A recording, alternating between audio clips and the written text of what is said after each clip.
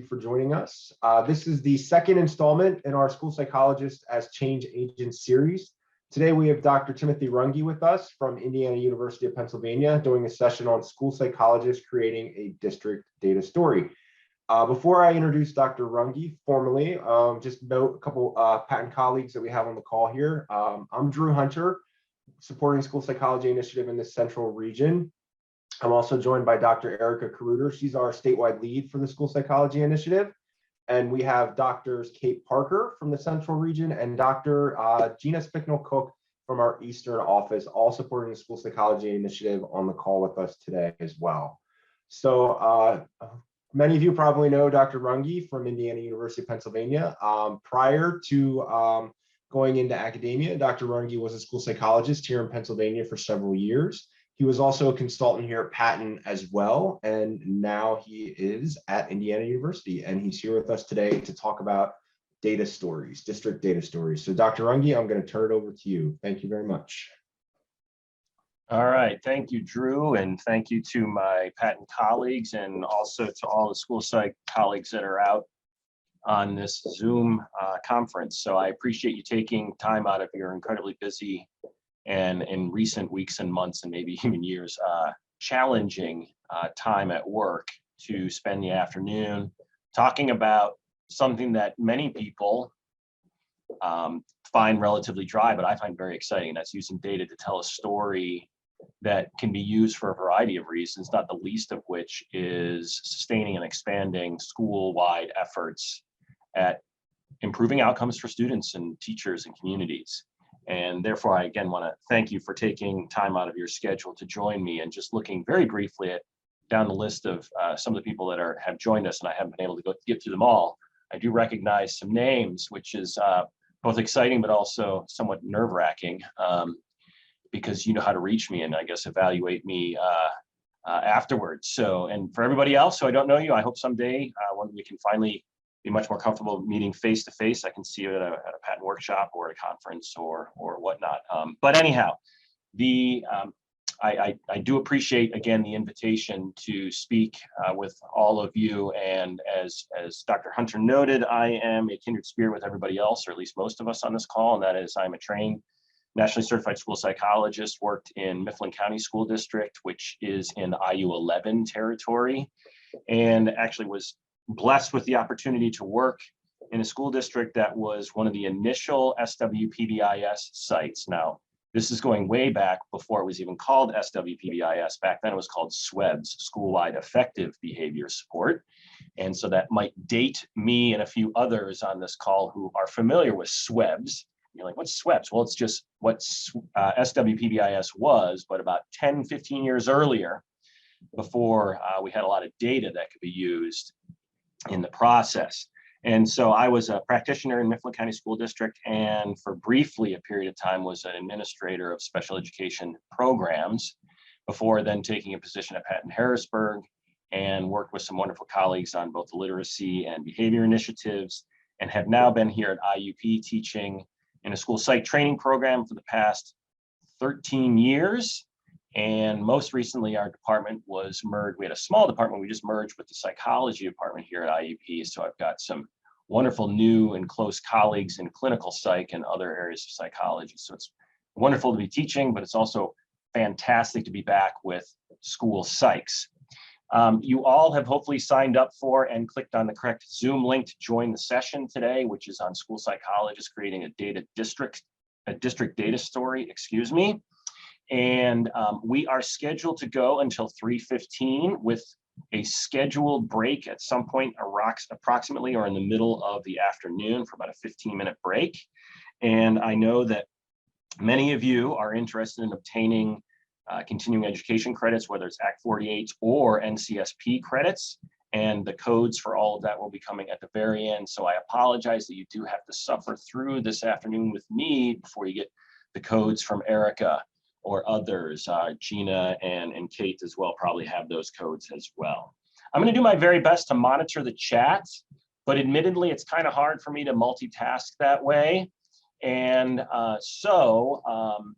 if you do have a question at any point in time, please feel free to put it in the chat, and I will do my best to try to monitor that. Or I'm not sure, maybe Erica or Kate or Gina can tell me otherwise, if folks have the capacity to unmute. Do they have that capacity or do they have to request? I have it set that they can unmute themselves. All right, well, we're a friendly group here, and so I am absolutely fine with people unmuting and asking a question. Interrupt me, go for it, absolutely. I live with 3 teenage daughters, my wife, and a dog, so I'm interrupted all the time. I'm accustomed to it. Please do that. I just ask that once you ask the question, please remember to mute yourself again so they don't get the background noise.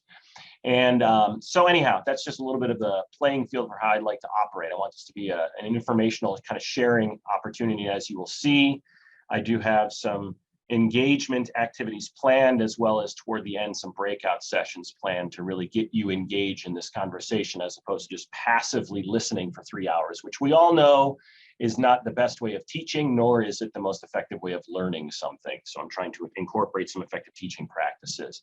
And yes, I am monitoring the chat to the extent that we definitely need to give a great shout out to Dr. Nicole Holland Sims, who is a Pennsylvania School Psychologist of the Year, and recently formally of the Patton Harrisburg office, but now is on special assignment in the Secretary of Education's office, working on issues related to diversity and equity. I don't remember her official title, but it is wonderful to have not only our esteemed colleague, Dr. Nicole Holland Sims, but all of you who are, of course, esteemed colleagues as well. So great to have such a diverse audience, and I hope I can learn something from you, and in turn, I hope you can learn a few things from my experiences as well. Okay, so here we go. Just a general overview of the training series. Just so you are aware, this is the second of 3 sessions.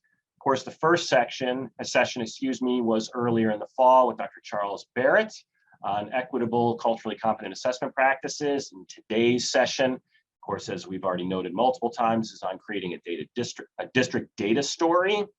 And then I strongly encourage all of you to give serious consideration to attending the third session, and tell all of your school psych colleagues who are unable to be here today to make sure that they sign up for Dr. Byron McClure, the third session. He is a fantastic presenter. Actually had the pleasure of listening to one of his keynote addresses at NASP's conference, virtual conference last year. And boy, oh boy, his passion really just came through the internet, through the computer screen, and had me super motivated to go out and do some of that work that he is aspiring and inspiring all of us to do. So please give serious consideration to joining that third session. Forgive me for not knowing the exact dates, but you can look in the Patton training calendar to find out what those dates might be. Okay. Of course, there are a few acknowledgements and disclaimers that I ethically, morally, and somewhat legally need to disclose at the outset. So pardon me for going through this content here at the very beginning, but I have an obligation to do that. First and foremost, just want to acknowledge the support of a variety of different individuals and organizations and agencies, both within the state and across the country, who have largely played substantive roles in this work that I'm about to share with you. Of course, patent offices and the Bureau of Special Education, PTRAC, which is the data management system that we use here in Pennsylvania for PBIS implementation, as well as on a national level. If you're familiar with PBIS at all, then you have some experience, I would imagine, with either the PBIS National Training Center's website or PBIS apps, which is their data warehousing that all of us in the PBIS world utilize. And lastly, I need to acknowledge my wonderful colleagues here at IUP, including Dr. Mark Staskevich, and 2 of my now former students, Sadie Breon and Tyler Myers, who are presently on internship. They have left the nest. Hopefully we have trained them not only adequately, but more than adequately. And I know and understand from their current supervisors that they are both doing great work in their respective internship sites.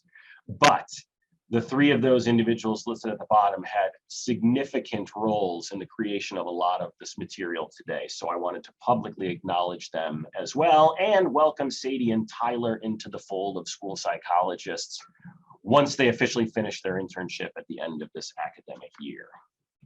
And then, of course, the disclaimer, What I'm about to share with you is my opinion and my opinion only. It is not the opinion or the position of any of the funding agencies that supported this work, including Patton Harrisburg, Lancaster Lebanon Intermediate Unit 13, or Department of Education, Bureau of Special Education. These are my thoughts, my comments, my beliefs, but they are not necessarily those of the organizations listed here. Okay, now that I've gotten over those, in my view, required and very purposeful and transparent caveats to today's lesson, let's dive into the substance of what we're about to discuss. And really, the framework for all of this, in my mind, is critically evaluating why the heck do we want to conduct a systems-focused evaluation? I mean, all of us on this workshop are school psychologists, or at least aspiring, and if we have some non-school psychologists, I'm okay with that as well. It's good to have others attending this workshop. But we're all very much embedded in the world professionally of assessment and evaluation. I mean, heck, that's what our discipline was founded on, was originally the assessment of children, youth, and adolescents to determine whether or not they're educable, meaning are they worthy enough to be in public schools? Obviously, we're going back many, many decades. But our field, as we all well know from your intro to school psych or history of psychology class, which all of you are well aware of, I'm sure, is that our work has always been around assessment. But as you well know, and as you experience, frankly, on a day-to-day basis, much of our assessment historically is focused on individual students. And while, of course, that will always be a significant portion of our work, because we are embedded within the special education process, and we are literally identified within IDEA as a required professional to conduct certain types of evaluations. The argument that I'm trying to make here today, and I hope you agree with me, hence why you're here, is that we can take our knowledge of assessment and apply it to systems level work as well. And in fact, I think this is an untapped skill set that we as school psychologists can and should utilize in our school districts. If you find yourself assessing kids for special education, and that is largely all you are doing with regard to assessment, I would submit that you are not capitalizing on all of your training, your expertise in the areas of assessment. And your school district, your communities are at a disadvantage because you're not utilizing a lot of the things for which you were trained. And therefore, I really would like all of you to think about how can you begin, or if you're starting to do this, how can you expand your work in your districts, in your intermediate units, in your programs, whatever setting you're in, to include systems level evaluation, because it will benefit your constituency, and I think personally you will benefit as well because it's expanding what you do in your roles. Now, you've probably seen an illustration similar to this. This is obviously taken from the Center on Positive Behavioral Interventions and Supports, which gives us the cyclical orientation of the evaluation process, from planning an evaluation to conducting it to reporting results, and then using those results for continuous improvement. Again, much of our training as practitioners has focused on this cycle with regard to special education eligibility. There's no reason why we can't take that same set of skills and apply them to a wider audience at a systems level. So what does that look like? Well, we know from the PBIS literature that everything we do in terms of assessment is encompasses, the use of data.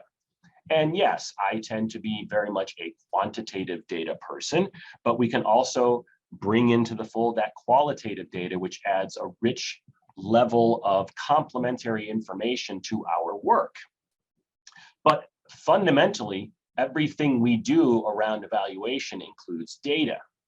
And the typical way of conducting evaluations using data is to identify what the problem is and using precision statements. Now, of course, I'm starting to use some behavior analytic language here, precision statements, including very concretely identifying what is the behavior, and that could be a social behavior, an academic behavior, but it's something that is measurable, is observable, and you can quantify it. And you identify that with specificity. Once you've identified that challenge or that difficulty with specificity, then it allows you to establish a goal. Once you've established that goal, then you develop solutions to achieve that goal. And I recognize that for hopefully all of you, this is relatively a review or repackaged in some way, shape, or form to what you are accustomed to, but I'm setting the stage here, so please bear with me.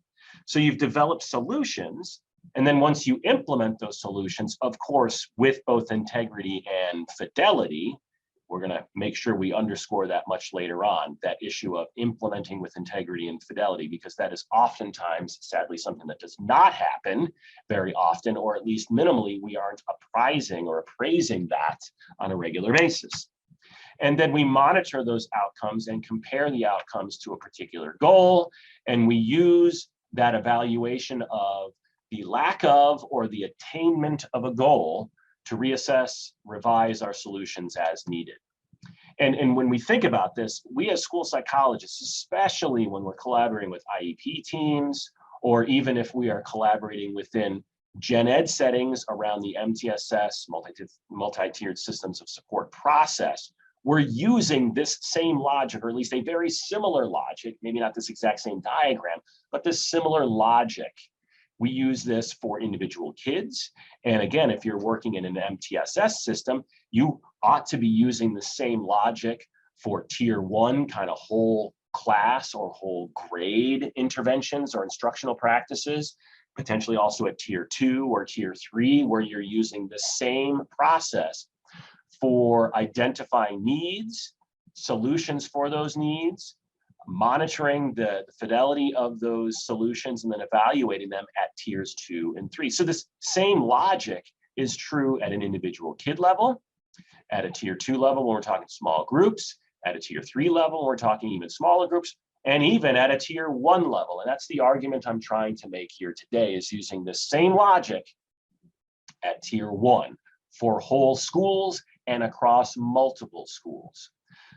Therefore, we're going to apply this logic that we are all very much well-trained and very much experienced on a daily basis, particularly with individual kids, small groups, and even smaller groups. We're going to apply the same logic to much larger cohorts. That would be whole schools.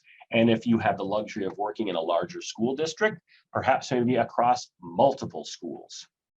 Of course, the details, however, of this process will be different than they would be for a special education evaluation, or for monitoring tier 1 interventions, or for monitoring tier 2 or tier 3 interventions. It's going to look different at a systems level, because those specifics will depend upon the purpose, the stakeholders, the focus, and of course, the questions and available data that you have to answer those questions.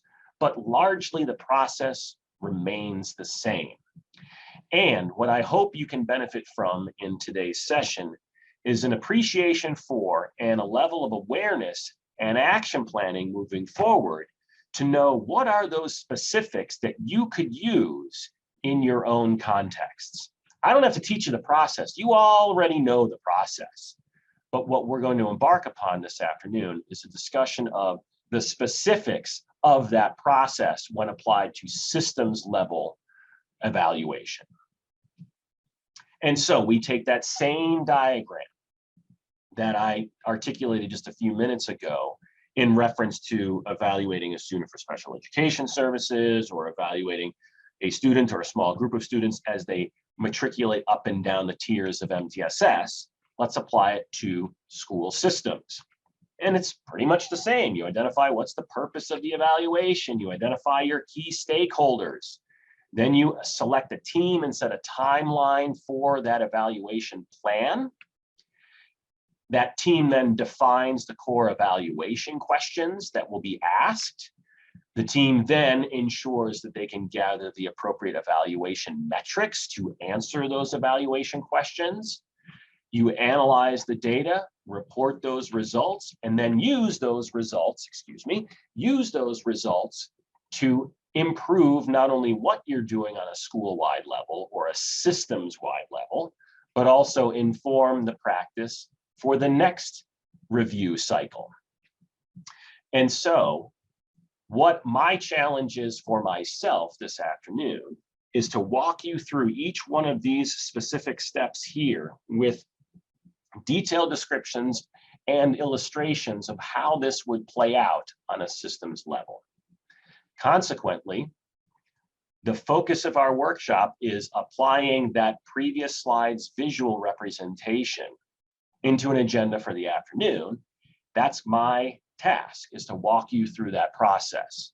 Your task then, of course, is to hopefully learn a few things from today's lesson, but then to generalize what I'm about to share with you to your system.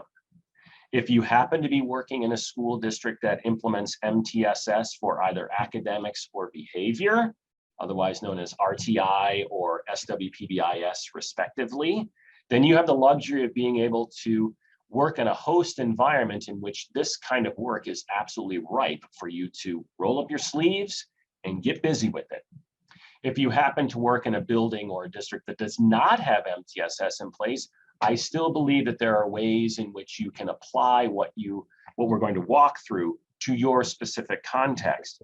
But I imagine that there are likely to be some challenges that you might face because you may not have all of the pieces, particularly the data pieces, the teaming pieces, the collaboration pieces that are necessary in order to do this work, but it still certainly can be done. It's just going to look a lot different. And therefore, really what I hope is that you can walk away with some useful action plans that you can implement relatively soon back in your host environments around this necessary work of building a story about your building or your district using data that then supports not only the continuation of current efforts, but also, if appropriate, the cessation of efforts that are not working and consideration of other efforts that haven't been implemented but show promise, and try those and then use your data to gauge the extent to which you should continue supporting that work. Therefore, here is our agenda. And if you're keeping track, you might recognize that the agenda items listed here do roughly correspond to that circular visual that I displayed just a few moments ago. We're going to identify the purpose. That's going to be the first step in this process. Then identify stakeholders, evaluation team members, and a timeline for completing systems-wide evaluation using data. Then spend a great deal of time talking about developing our core evaluation questions and the metrics we use to evaluate those, and then some best practices regarding how to conduct and report results. Throughout all of this, I'm going to be sharing some illustrations largely from the PBIS world, and that is frankly because that's the world in which I generally live. Most of you recognize me as being someone who is a PBIS disciple, and therefore much of my work has been around PBIS, although I do dabble with RTI as well. But my main set of illustrations come from the PBIS literature. Okay.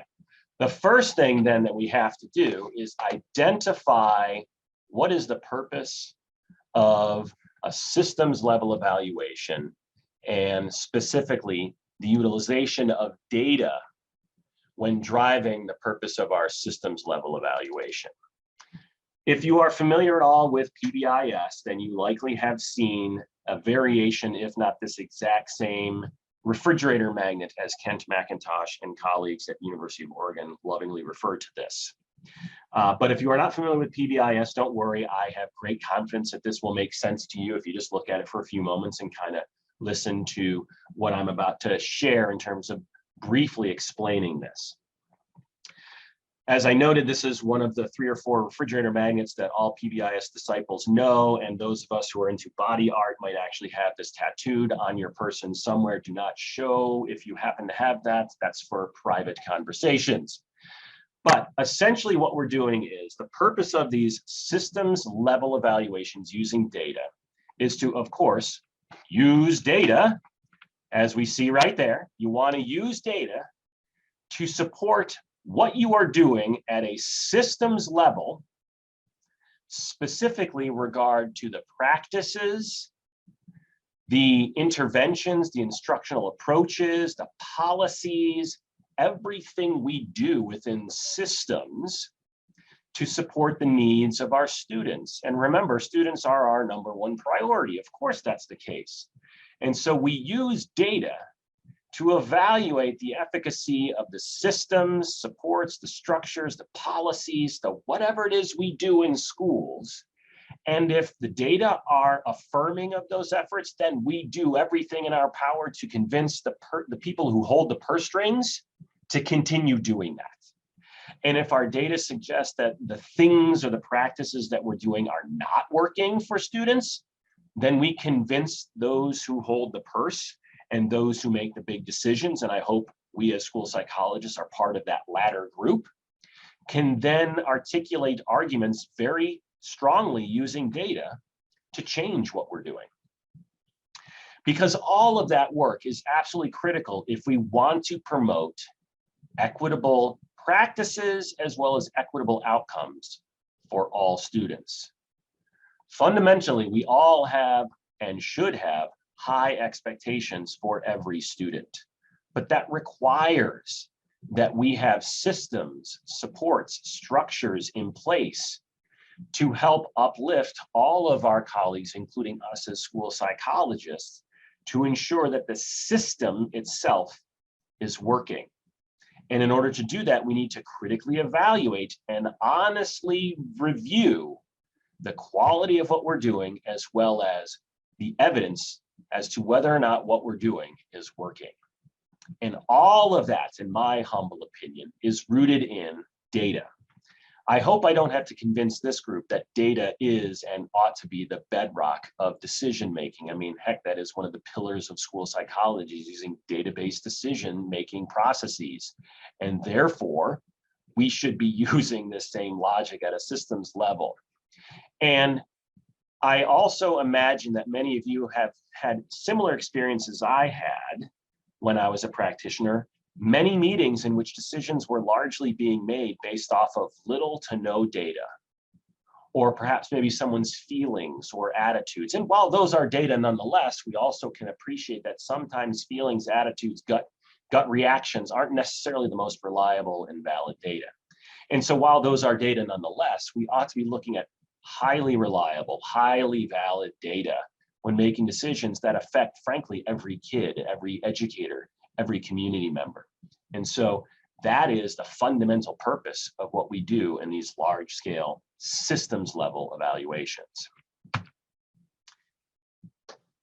Database decision-making, of course, is the bedrock of educational programming that is effective, and it's well integrated into PBIS practice. It's increasingly common in MTSS for academics, otherwise known as RTI, response to intervention. It is a firm, solid foundational bedrock of our identities as school psychologists.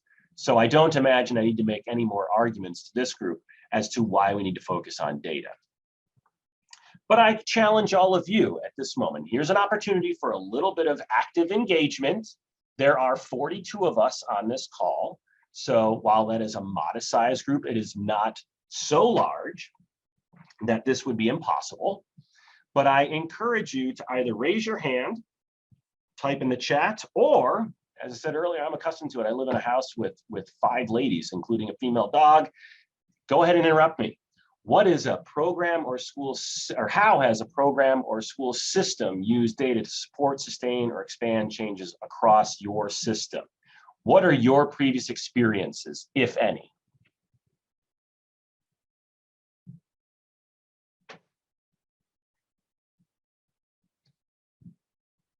Go ahead, don't be shy, folks.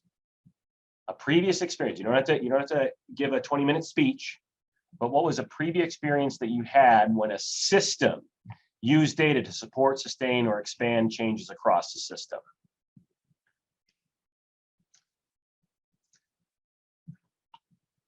Jason, thank you. All right, I'll unmute. So in a previous district that I worked in, we had piloted an RTI system in one elementary school building and then used the data from that to make the case to the board that it made sense to use across all the elementary schools based on the effectiveness in terms of the programming and the predictive validity to PSSAs in terms of our work. So we collected all the universal screening data. predicted the PSSAs, showed the outcomes for students, and used that to get MTS RTI processes implemented across all buildings. We also used a different data set to show the ineffectiveness of reading recovery compared to other standard protocol interventions. So we got all the standard reading recovery eliminated from the district and standard protocol interventions implemented as a result. Great, great. Thank you, Jason. Both wonderful illustrations of using data at a systems level to, in the first case, to promote a practice, and in the second case, to cease or terminate a practice that was found to be highly ineffective. Great, thank you. Anyone else? So in the chat, someone commented that one of their elementary schools was chosen as a pilot school in their IU to try out SWEBs. Oh, so that's going way back. Yes, Melissa, thank you for that comment. Yes, that's going way back. That's I apologize. Now I'm just reading a direct comment to me. Melissa's like, oh my gosh, I didn't mean that to go out to everybody. That was my fault. But anyhow, yes. Any other illustrations? I'll share another one. This is not my own necessarily for me as a professional, but just like you, I live in a community, and my kids go. Many of you are similar to me in that my kids go to a public school here, and our public school Indiana Area School District offered highly intensive summer reading programming last summer, which was supported in large part by ESSER funds that were distributed by the federal government under the pandemic relief package. And there was consideration by the board to maybe not do that again next year. And I just quickly looked. I don't think there's anybody from Indiana Area School District on the call, but if there is, please jump in if I misrepresent what the discussion was at the board meeting. But just very recently, the school psychs there shared the data about pre-post reading performance of kids who attended the summer reading program.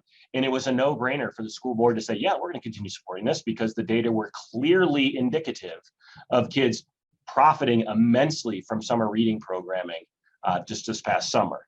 And so a big shout out to my colleagues here in my local area, Angela Masters and others at Indiana Area School District, April Morelli and Shelley Wright as well. So another illustration of using data on a systems level to support what we are doing. Anyone else? I see a couple of comments in here. We have someone mentioning that they use benchmark scores to justify including foundations lessons as part of the tier 1 or regular classroom instruction at the elementary level. Whereas primarily or previously the school district had been using guided reading. So again, using some academic data to make a strong argument for trying something new and abandoning something that was not necessarily working in the past. So lots of really good other comments that are appearing in the chat. I do ask that if you're putting in the chat, if you want to direct message me or any of our presenters, that's absolutely fine. But if it is a comment that is worthy of consumption by everybody on the call, just make sure that you're not necessarily directly messaging me, but messaging the entire group. But it's okay if you need to directly message me, because I think some of our direct messages that are coming to me are also applicable to the wider audience. Okay, just another anybody else? Jason, if you want to, is your hand still up on purpose, or are you or did you just, there you go. Thank you, Jason. It was not, but I can make another comment if you want. Yeah, please. Yeah, go for it. The other one, I thought I'd give a behavior example, is that a couple of years ago, we started analyzing all of our office discipline referrals for patterns of disproportionality, as well as patterns of typical students coming up. And as a result of that, we totally changed how we do in-school suspension in our middle school as a result, and as well as offering supportive programming for those students. So it was system level at building, but not the whole system. And we did that, which has resulted in cascading effects to have changes take place at the elementary and high school level. So great, great. Thank you, Jason. And I also just noticed Erica has fixed the chat. So now you have, everybody has the capacity to chat to everyone. I guess originally the setting was to only direct message me. And so Erica, thank you very much for switching that up. Also notably, Erica commented that the patent system as a math initiative has used school teams' data to basically not only support, but then expand their efforts across the Commonwealth. And I would also imagine that had some direct or at least indirect impact on IUs as well in terms of the work they're doing in supporting math. So great. And I'm sure all of you as school psychologists have had similar experiences. I hope that they have been positive, but occasionally we do have those experiences in the professional setting in which these kinds of decisions are being made based upon little to no data. So what I would argue, and I hope all of you would agree, is that we really want to be purposeful, systematic in the utilization of data to construct an argument for the inclusion of practices that are efficacious for students. All right. Thank you for typing in the chat, those of you who did, and our apologies for some of the initial chats were going directly to me and not to the wider audience. But I think since we've now had that fixed, feel free to continue chatting to the wider audience. Okay, all right. We're going to do a little bit more active engagement here in the first half of today's session, as opposed to just doing, having Jason and a few others volunteer to speak. And I do appreciate anyone who's willing to speak up, but this is an opportunity for you to be a little bit more engaged, albeit not in a manner that requires you to unmute and share your life story. Instead, we're going to use the annotation feature of Zoom, which I'm imagining many of you, but perhaps maybe not everyone, has experience using the annotation feature. In order for us to first be able to utilize this technology, however, I'm going to provide some direct instruction on annotation for those who maybe are less or totally unfamiliar with the annotation feature. Okay, so this is going to require you to wake up a little bit, pay attention, and move a little bit around within Zoom. Now, if you are using a handheld or a tablet device, it may not look exactly the same. In other words, if you're using your cell phone or you're on a tablet, I'm not exactly sure how this will all look, but you should see the same features. It just may not appear exactly as I've identified it here. Those of you using more of a traditional desktop or laptop, if you hover typically either at the bottom or the top of your Zoom screen, you will see this ribbon appear. And so make sure you can actually see that right now, because what you want to then do is you want to click on, usually it's on the right-hand side, and my apologies also to Mac users. I'm not sure if this orientation is exactly the same, but I'm imagining it's going to be fairly similar. You want to find the image of a pencil, and you want to click on that. That image of a pencil is to annotate. When you click on that, a second ribbon then appears, in which you get all sorts of options. And yes, you can pick any one of these, but I'm going to encourage you to pick the stamping option, because the other ones get a little bit more interesting, and we're just at the basic foundational level here. So click on the stamp image. Once you click on the stamp image, and I'm sorry, so someone's posting in the chat, thank you. This is under view options. So again, depending on the device and the operating system you're using, it might look a little bit different. But I am using a PC, using Windows, whatever the latest version is. Once you get to the stamp option, then you get to pick any one of, at least in my version of Zoom, you get 6 different options. You can pick any which one that you would like. This is not a projective test, so feel free to pick any one, and I nor anyone else will read into the type of stamp that you select.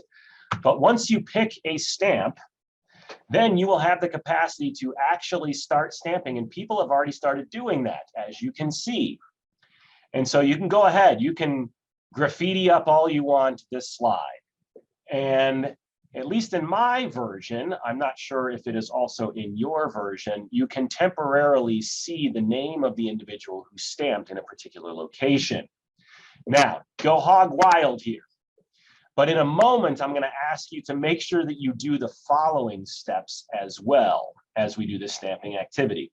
And that is, go back to that second ribbon and click on the garbage can icon, which then brings up a window for either options of clearing all drawings, clearing your drawings, or clearing the viewer's drawings. Now, again, depending upon the version, you may not have all of these options. I know that I have the capacity to do this. I just cleared everybody. So I am the grand poobah. I apparently can clear everybody. I'm not sure if you have that capacity as well, but I would encourage you to remember to do that. Now, of course, if you forget, no big deal. I can always go in and clear all of the drawings before moving on.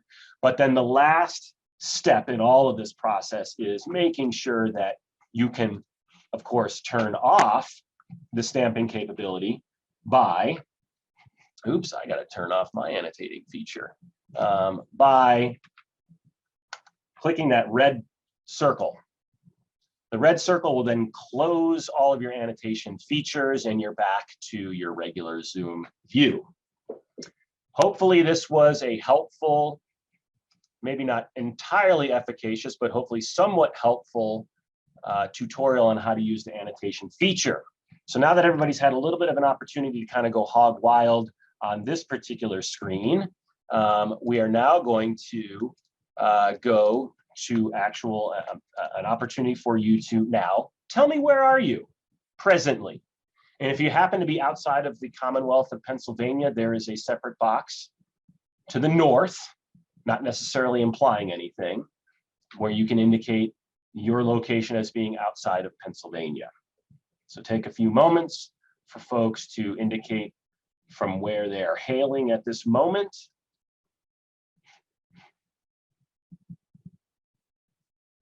Great, and I'll just give a few more moments for you to annotate before I will clear and then move on. So this is a little bit of practice on stamping, a little bit more constructive practice than the previous slide.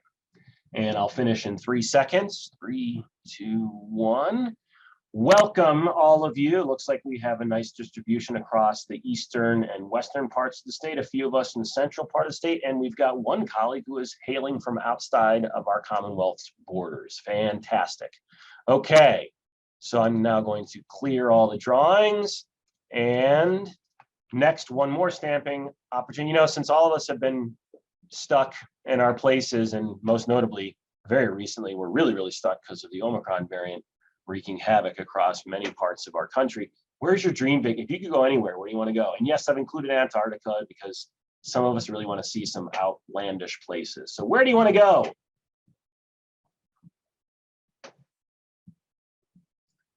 Heavy distribution in the Mediterranean area, Europe, a couple of Alaska, some Canadian provinces way out in the northeastern part of Canada, Florida, Australia, Hawaii, Africa, fantastic. South America, wonderful.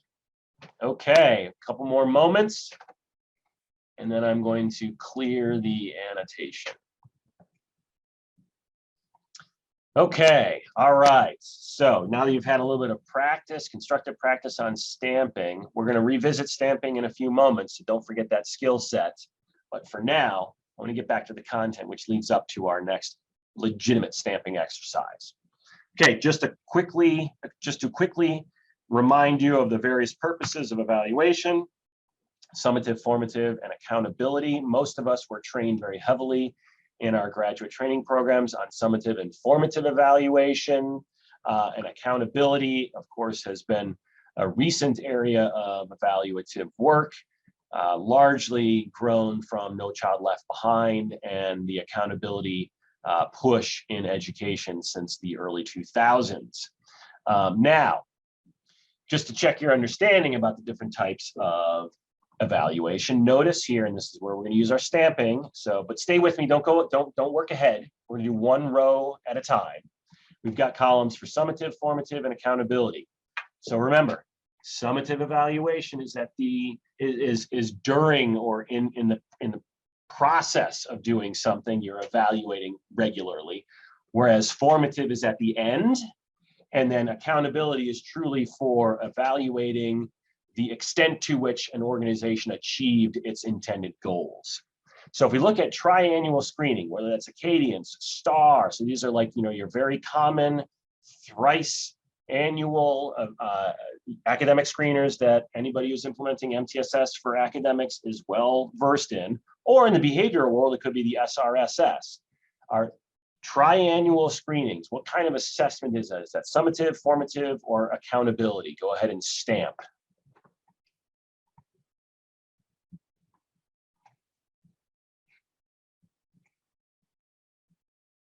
Nobody's going to do it. You're stamping in one of the cells. There we go. Okay. Thank you.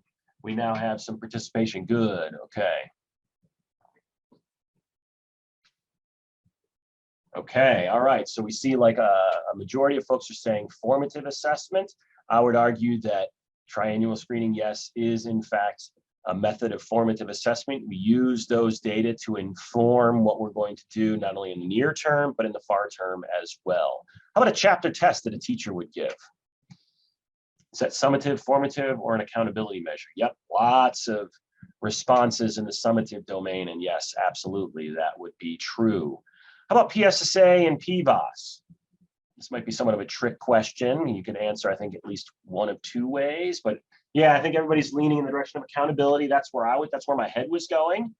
I think you could also make an argument that PSSA and PBOS are summative assessment. I should also indicate, keystone assessments at the secondary level, of course, yes, but largely those are accountability measures used to evaluate outcomes at a systems level, yes. This is going to be maybe less familiar to folks who aren't as facile with PBIS or SWIS, the School-Wide Information System, but for those who are familiar with SWIS, School-Wide Information System, and PBIS, ought to be familiar with the end-of-year Office Discipline Referral Equity Report, where we're looking at proportionality or lack thereof regarding disciplinary actions taken against students of color or students with IEPs. So we have a lot of votes for accountability. Yes, I would say that, or you could also maybe consider it a summative assessment as well. Good, good. Moving on then, progress monitoring probe, something that would be given, say, weekly or bi-weekly, which is standard practice in an MTSS for academics. I would also argue it should be standard practice for a behavior support plan as well. Yes, absolutely formative. Those data clearly are useful for helping inform not only how well are things going, how efficacious are our intervention efforts, but those data are used moving forward to plan what we should do with the intervention, whether we modify it, we start to fade it, or we completely abandon it and try something else. Oops, sorry. The next one then, 6-year PDE, Bureau of Special Education cyclical monitoring. Those of you in the special ed administrative roles, and I would imagine even as a school psych, you probably have some familiarity, experience with this. Yeah, that's all for accountability. Yep, absolutely. And then the last one, our bread and butter as school psychologists, multidisciplinary evaluation or MDT evaluations, which this is for special education eligibility. Would those be summative, formative, or accountability types of assessments? Jason put a question on it. Great. All right, got a few votes. There we go, a few more. Maybe people are maybe they're tired of annotating. They're like, I'm not doing this anymore. I'm sick of this. Or they're not quite sure. We're not as clear in our opinion about this one. I guess in my mind, I was going toward a summative evaluation of students' progress, especially if we're thinking about a student that is matriculating through the tiers of MTSS. But even if you're not operating in an MTSS for disability identification system, I was in my mind thinking of multidisciplinary evaluations as a summative type of an assessment process, but it also could be formative, and I could see where one could make an argument to that end as well. Okay, so with the exception maybe the last one, which admittedly is rather vague and could be viewed through different lenses, we have a great deal of coalescing around the same types of impressions and perspectives on what type of an evaluation process these various things, of which all of us are largely familiar with in school settings, apply, whether it's summative, formative, or evaluation. Okay, so where does that bring us then for today's lesson? Ooh, thank you to whoever cleared all the images. Thank you. Our session today is going to be focused exclusively on a summative evaluation. We're looking at implementation fidelity of our school-wide efforts, whether it's PBIS, RTI, some sort of academic intervention or curriculum that we're installing across the entire system. It's a summative evaluation of whether or not we achieve specific goals for a system, whether that system is buildings or schools. It's a summative evaluation that then informs whether we should sustain, abandon, or expand our efforts. And it's a summative evaluation of how we allocate the critical and the critical resources, whether they're human, financial, or other, that are of limited limited bounds. I mean, we don't have unlimited resources.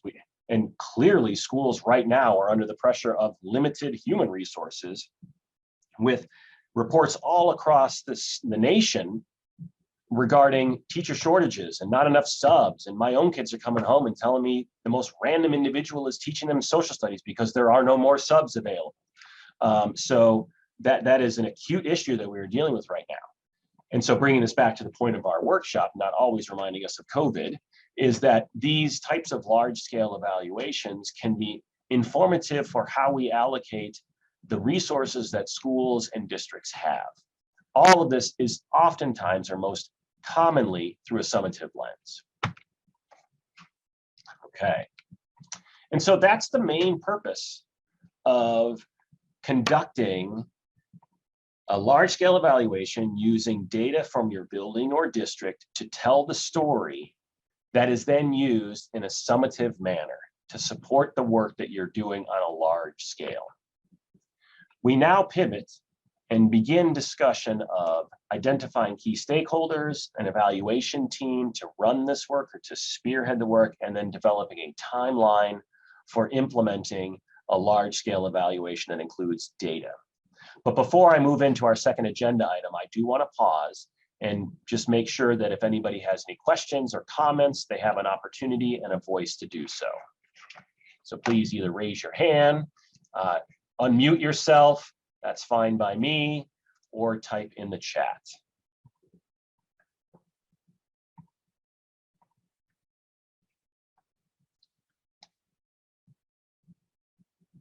Okay, sorry for the pregnant pause there, but I did want to afford an opportunity for folks to either begin typing in the chat or at least raise their hand or speak up. There being none of those, I will now move on, if that is okay. All right, so sorry, I clicked the wrong button and I stopped briefly the sharing of my screen. So here we go. Okay, when we're identifying stakeholders, usually the stakeholders of a large scale evaluation, when I talk about large scale, I'm talking about a building or a set of buildings or an entire school district, or for those of you maybe in an intermediate unit or a patent system, you'd be looking across lots of buildings or lots of districts within an IU or a patent region. Typically, the stakeholders then that you want to be a meaningful contributor to the evaluation team would be the very people that are requesting the evaluation in the first place. Whether that be board members, administrators, teachers, staff, you of course want to include family and community voice. And as appropriate, student voice should be a part of this evaluative team as well. I think most reasonably that would include secondary students. So high school, maybe some middle school students who have the maturity to be able to meaningfully contribute, because we don't just ask these people to be a part of the group and just passively attend meetings and passively sign off on what we're doing. No, all of these individuals are going to be tasked with specific responsibilities, and therefore we need to make sure that these individuals not only represent all of our key stakeholder groups, but importantly can meaningfully contribute to the process. Now for me, evaluating school-wide PBIS at a statewide level, our stakeholder group includes membership from IUs, from the patent offices, and from some of our allied professional organizations and agencies across education, health and human services, labor and industry. And this largely is the community of practice on school-based behavioral health group, which is a group that actually I was just meeting with earlier this morning, talking among many things about the school-wide evaluation, the SWPBIS evaluation for the state. So you want to have stakeholders that are part of this group and actively involve them in the process. Now, when you're selecting your evaluation team, there are multiple trains of thought as to how you should go about constituting your evaluation team. One extreme would be to have a group of evaluation team members that are exclusively internal to the organization. Therefore, it would only be individuals who are employed by the program, by the district, by the IU, or whatever the organization is that is conducting the evaluation. That's one end.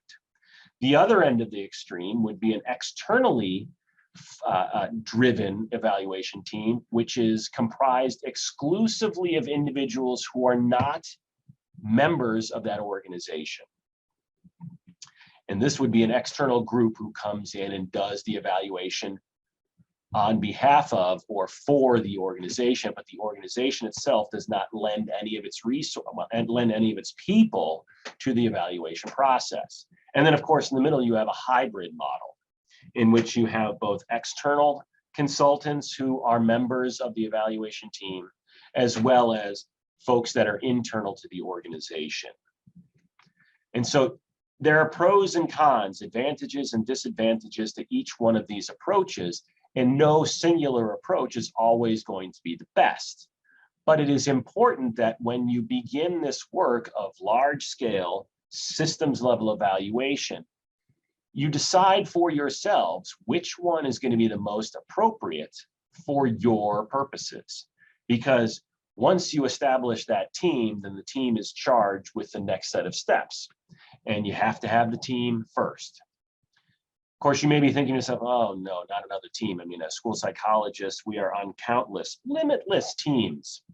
Many times we become frustrated, at least I was experiencing this as a practitioner, that sometimes those teams overlapped in terms of their role and function. And I wondered, why don't we have one team as opposed to the 3 that I'm a member of? But instead, let's think about how we can be judicious in the constitution of teams within school systems and ensure that, specific to this work, you have an evaluation team that has a very clear role and its members have clear purpose and skill sets that meaningfully contribute to the overall work. Because this is not just adding another team to our overflowing plate of teams and responsibilities that we have as school psychologists. I would argue that you could probably do some sort of mapping of teams across all of the different endeavors in your school or your district and find some overlap, which would then lead to reducing some of the teams because there is considerable overlap amongst some. But this is a team that probably would be unique in most situations and largely would not have a lot of overlap compared to the traditional or typical teams that exist within school systems. All right, so here is your opportunity to do a little bit more stamping. Now, let me first give you the instructions, although they're listed here. So we have multi-modality instructional delivery of what I'm asking you to do here in a moment. I want you to stamp your experience about teams that you have participated in. Maybe just think of 1 or 2 teams.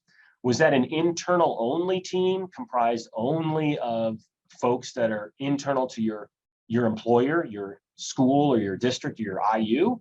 Or was this a team that was exclusively at the external kind of modality in which there were individuals who comprised a team that were not part of your school team? Or was it a hybrid? And then, so you want to do that on the top, above, in the top half of this visual. That's your experience. Then on the bottom, what would you think is your preference? So if you were in charge, if someone gave you the keys to deciding how your team would operate, would you prefer more of a hybrid or an internal or an external?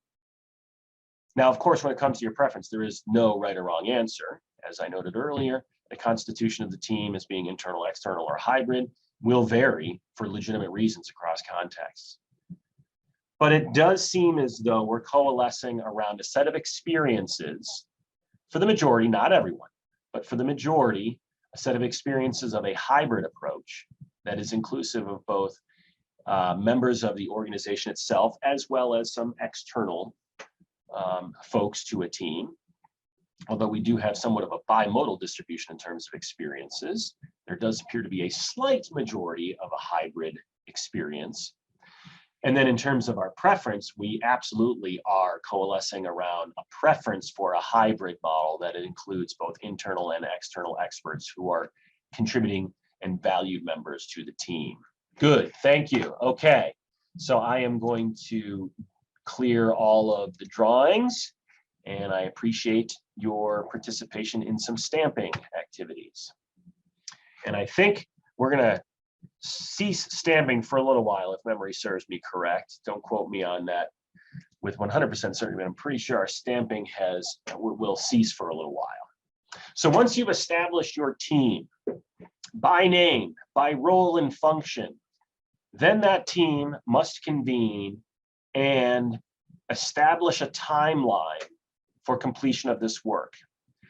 Given the scope, the magnitude of the work, and oftentimes the amount of resources and time needed to do this work on a large scale, whether it's a building or an entire set of buildings or a district, typically the timeline for these types of evaluations are annual in nature. These are not things that you can do typically very well in a few weeks, let alone a few months. Consequently, a timeline for large-scale evaluation using data is typically an annual approach.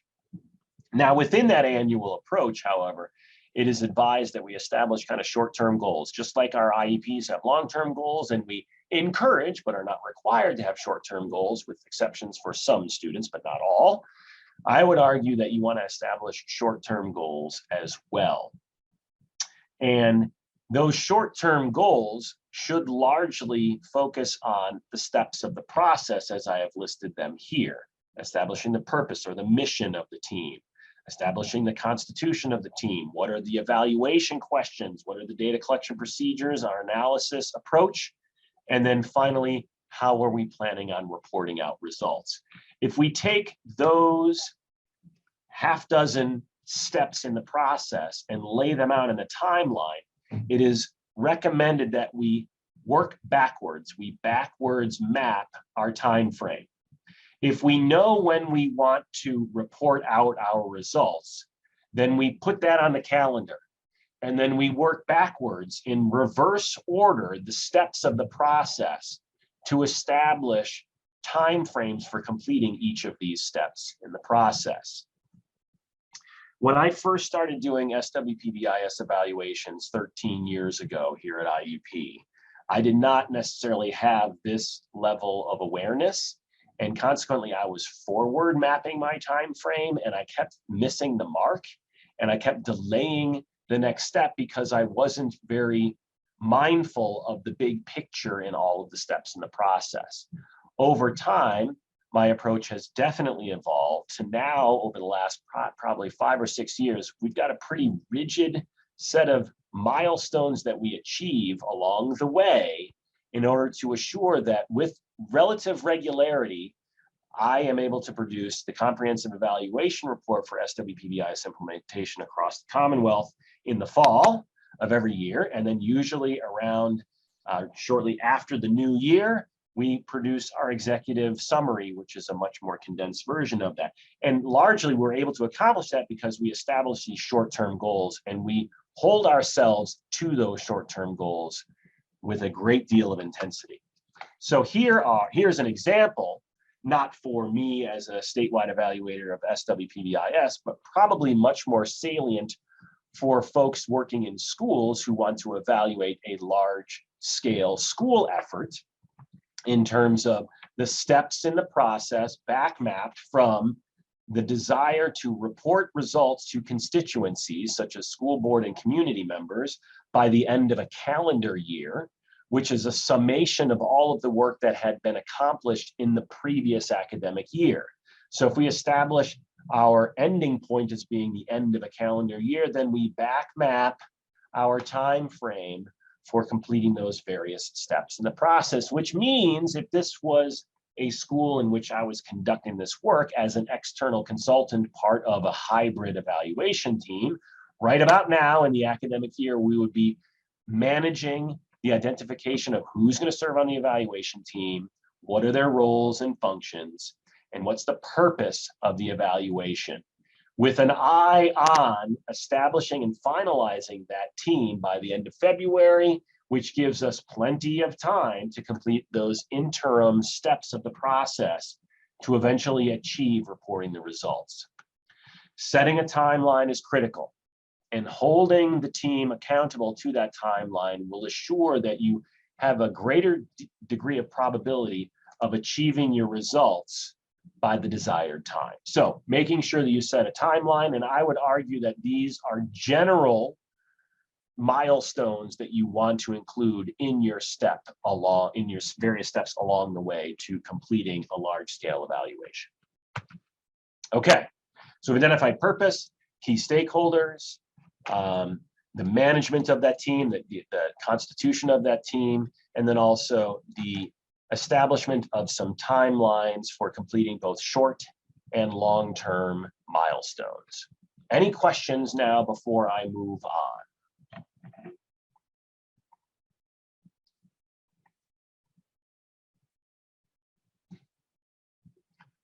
Okay, nobody raised their hand, nobody unmuted, and nobody has typed in the chat. So I'm assuming that I am free to move on to our third agenda item. And now as we're starting to get into some of the much more substantive, meaty content that I had planned for this afternoon. This next step in the process is to develop, establish, and codify your core evaluation questions. I cannot emphasize enough the importance of making sure that your core evaluation questions are clearly articulated very early on in this process. Myself, as an evaluator of large-scale implementation of SWPBIS, fell victim of not doing this a number of years ago. And consequently, I found myself and our research team being rather scattered in our data collection, data analysis, interpretation, and reporting processes, because it was an ever-changing set of evaluation questions. Depending upon the day, the week, or the month, we were addressing different types of evaluation questions. And therefore, we were rather scattered early on in this work, going back almost 15 years. I've learned through experience, and now we have some very clear guidance from, at least in the PBIS world, the National Center on PBIS, with regard to core evaluation questions that likely would be asked. And those then provide us with the roadmap that we need to stay on course as we data collect, as we analyze, as we interpret, and as we then report out the results of those evaluation questions. So if nothing else that I've just said in the last minute or two, I hope you take this message home and you utilize it. And that is, identify your core evaluation questions very early on. Make sure the evaluation team has completely settled on those, and do not deviate from those evaluation questions, at least for the duration of that large-scale evaluation. Throughout the process of completing that large-scale evaluation, you might come up with other evaluation questions you want to ask, but it's too late to add those in for the current large-scale evaluation. Put those as a footnote, or maybe put those on some sort of reminder for the next iteration of the evaluation, the next year's evaluation. But don't try to do it now midstream for your current large-scale evaluation, because it's very easy to become distracted, get off course, and then you blow up your timeline to the extent that now you're missing major milestones and you're never going to achieve your goal of getting results out to your constituency in a timely manner. Now, what I'm about to share here moving forward is largely based off of PBIS work, again, because that's the world in which I live most of the time. Now, I would argue, however, that these same types of approaches and suggestions would be applicable for RTI, but the questions specifically will look a lot different. And unfortunately, I don't have a whole lot of examples or illustrations from RTI. Most of my illustrations are from the PBIS world. I do have a few from RTI, but again, most of them are from PBIS. Now, in the PBIS world, we generally have core evaluation questions that coalesce around these 5 areas. Now, I don't believe that RTI has a similar type of guidance document on a national level, but I could again see where there'd be a lot of overlap or parallels within RTI as well.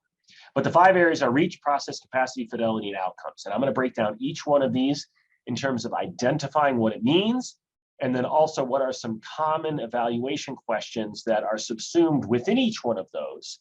And then I follow up each one of those with a few illustrations.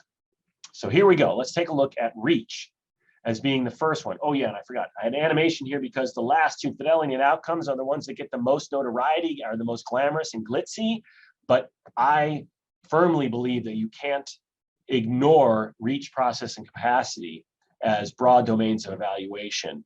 You can't only look at fidelity and outcomes. You have to look at reach, process, and capacity, because those are very meaningful as well, as we will see right now. So here is reach.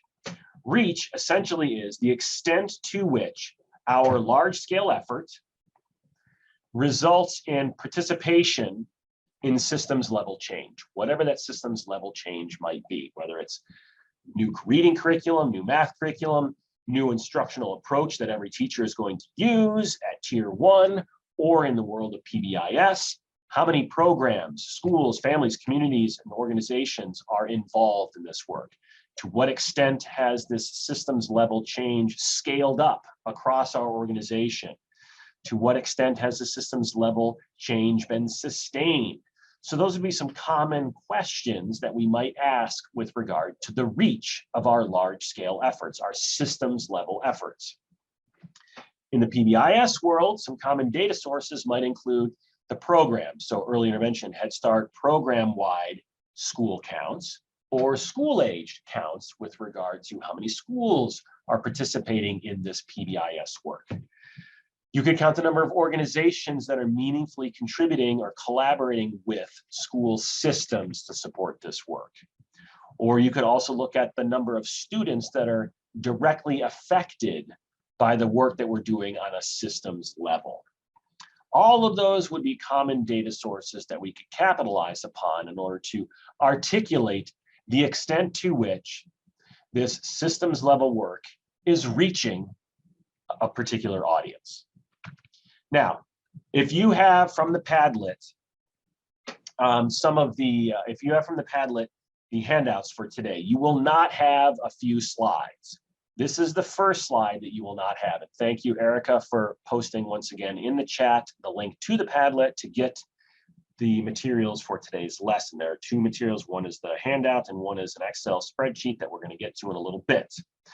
I apologize that you do not have this or a few slides moving forward. And the reason for that is because these are images from our upcoming executive summary on PBIS implementation, which is still in press and it is not yet publicly available. And so I didn't necessarily want to preemptively share in a PowerPoint presentation that you could then take and share with other audiences some of the data that are in our report that has yet to be sent to PDE for its review. Now, understand that these data are relatively benign. I'm not sharing anything that would get anybody in trouble or would raise some eyebrows, but I didn't feel comfortable putting this these outcome data from our most recent executive summary into something that would then be shared in advance of the executive summary being publicly released.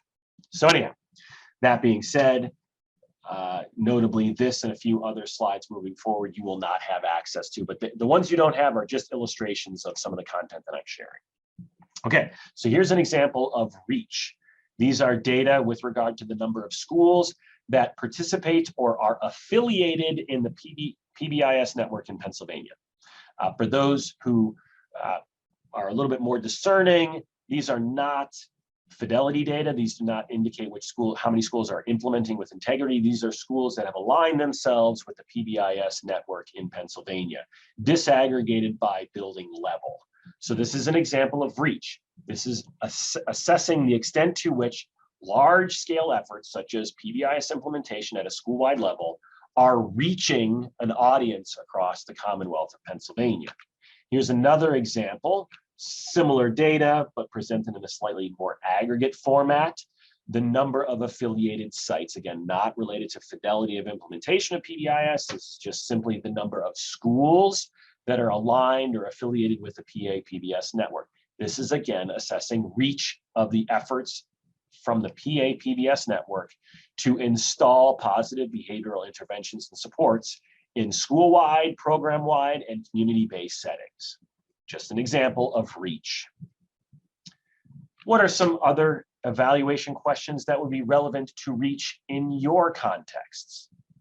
This is an opportunity for you to either type in the chat, or if you are so inclined, perhaps maybe unmute and share your observations of other forms of reach that would be relevant for you in your context. Perhaps maybe as you're thinking of one, I'll just throw out one that again is relevant in my local community. The number of teachers and buildings that are installing a new reading curriculum as opposed to the older reading curriculum that is being phased out. That's reach. How much of an impact, how far or wide or expansive is the reach of our new effort? That would be an example of reach at a district level specific to academics.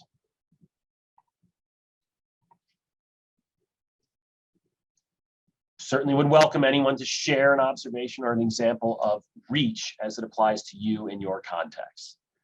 Thank you, Jason. Training staff in social emotional learning. So yeah, that's reach. So the extent to which we train and we train staff, the degree with which our professional development penetrates across all of the professionals in a employment context. So thank you, Jason. Anybody else want to share anything? Okay, all right, that's okay. There's plenty of other opportunities. So I'm appreciative of those who are willing to share, and I also appreciate and respect that some people maybe are less comfortable sharing. That's quite all right. So that's reach. That's the first of 5 domains. The second of 5 domains is process. Oh, thank you, Erica. Yes, Erica indicated any professional development series that is offered by Patton or the IUs for that matter, and how many teams participate. So that's an indicator of reach of efforts that are being done at a state, regional, or IU level. Thank you, Erica. Great. Okay. So the second of 5 broad domains is process, and that is what's happening. What are we actually doing in our systems level efforts? What are the things that are going on that are reaching the very constituencies that we have identified from the previous broad domain and common data sources? Typical questions, again, in the PBIS world, but would also have application for RTI or any other large-scale effort, would be what leadership team activities have occurred, what professional development has occurred, and how has that professional development translated into meaningful change in the classroom or the school settings. And some common data sources that are listed there on the right-hand side, of course, which could include many others, but these are fairly typical ones that might be readily available in many, but not all of our organizations. So action plans around what the leadership team is doing in terms of systems level change. What's a professional development calendar and its plans sequenced out over a year or multiple years? What are the evaluations of those professional development opportunities look like? And then a little bit less common, but certainly very informative if you do have them, would be self-reports or observations of meaningful change in the classroom or in the settings in which this training or professional development is intended to positively affect. That would also include any logs of coaching or on-site technical assistance that is provided to those who are delivering the systems level change to students. And so those could be some less common data sources for most organizations, but if you work in an IU or in a patent system, maybe those latter ones might be available. Now, here are some examples. Again, you do not have this slide in your handout. I beg your forgiveness, but actually you can access this one. This is from an executive summary from a few years ago. So this actually is publicly available on the papbs.org website.